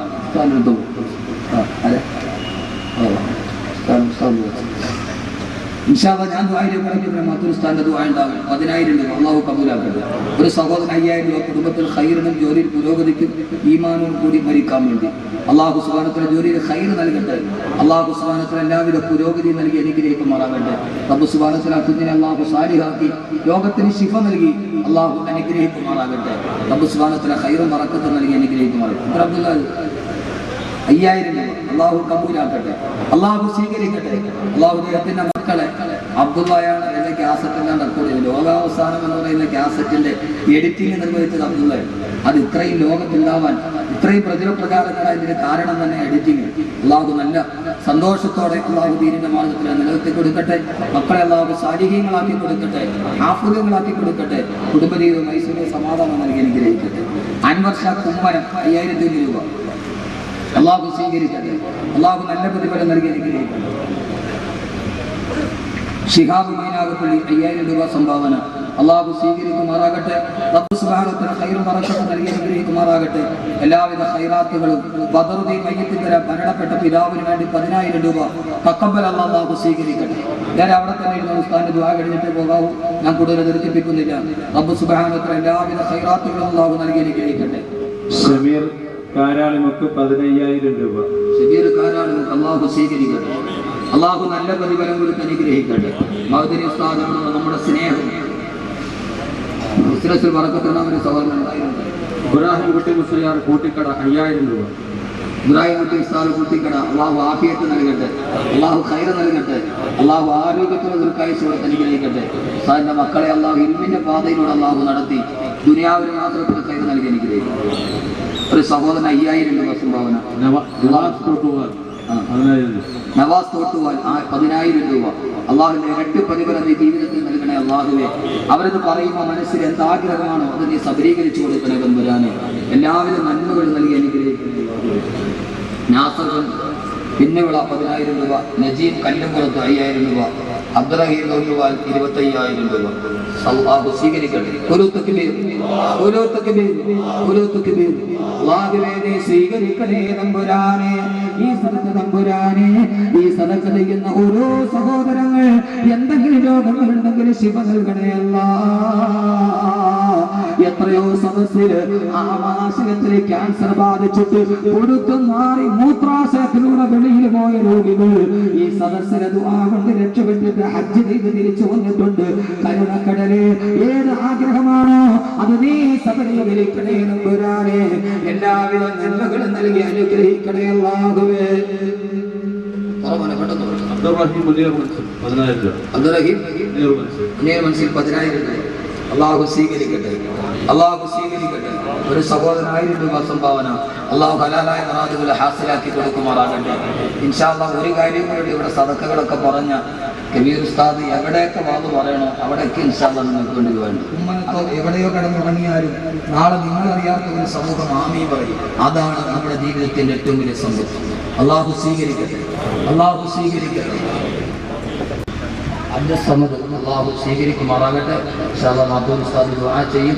എല്ലാവരും അവരവരുടെ കയ്യിൽ നല്ല സംഭാവന 1000, 2000, 10,000 ഒക്കെ ആയിട്ട് ഉസ്താദിന്റെ കയ്യിൽ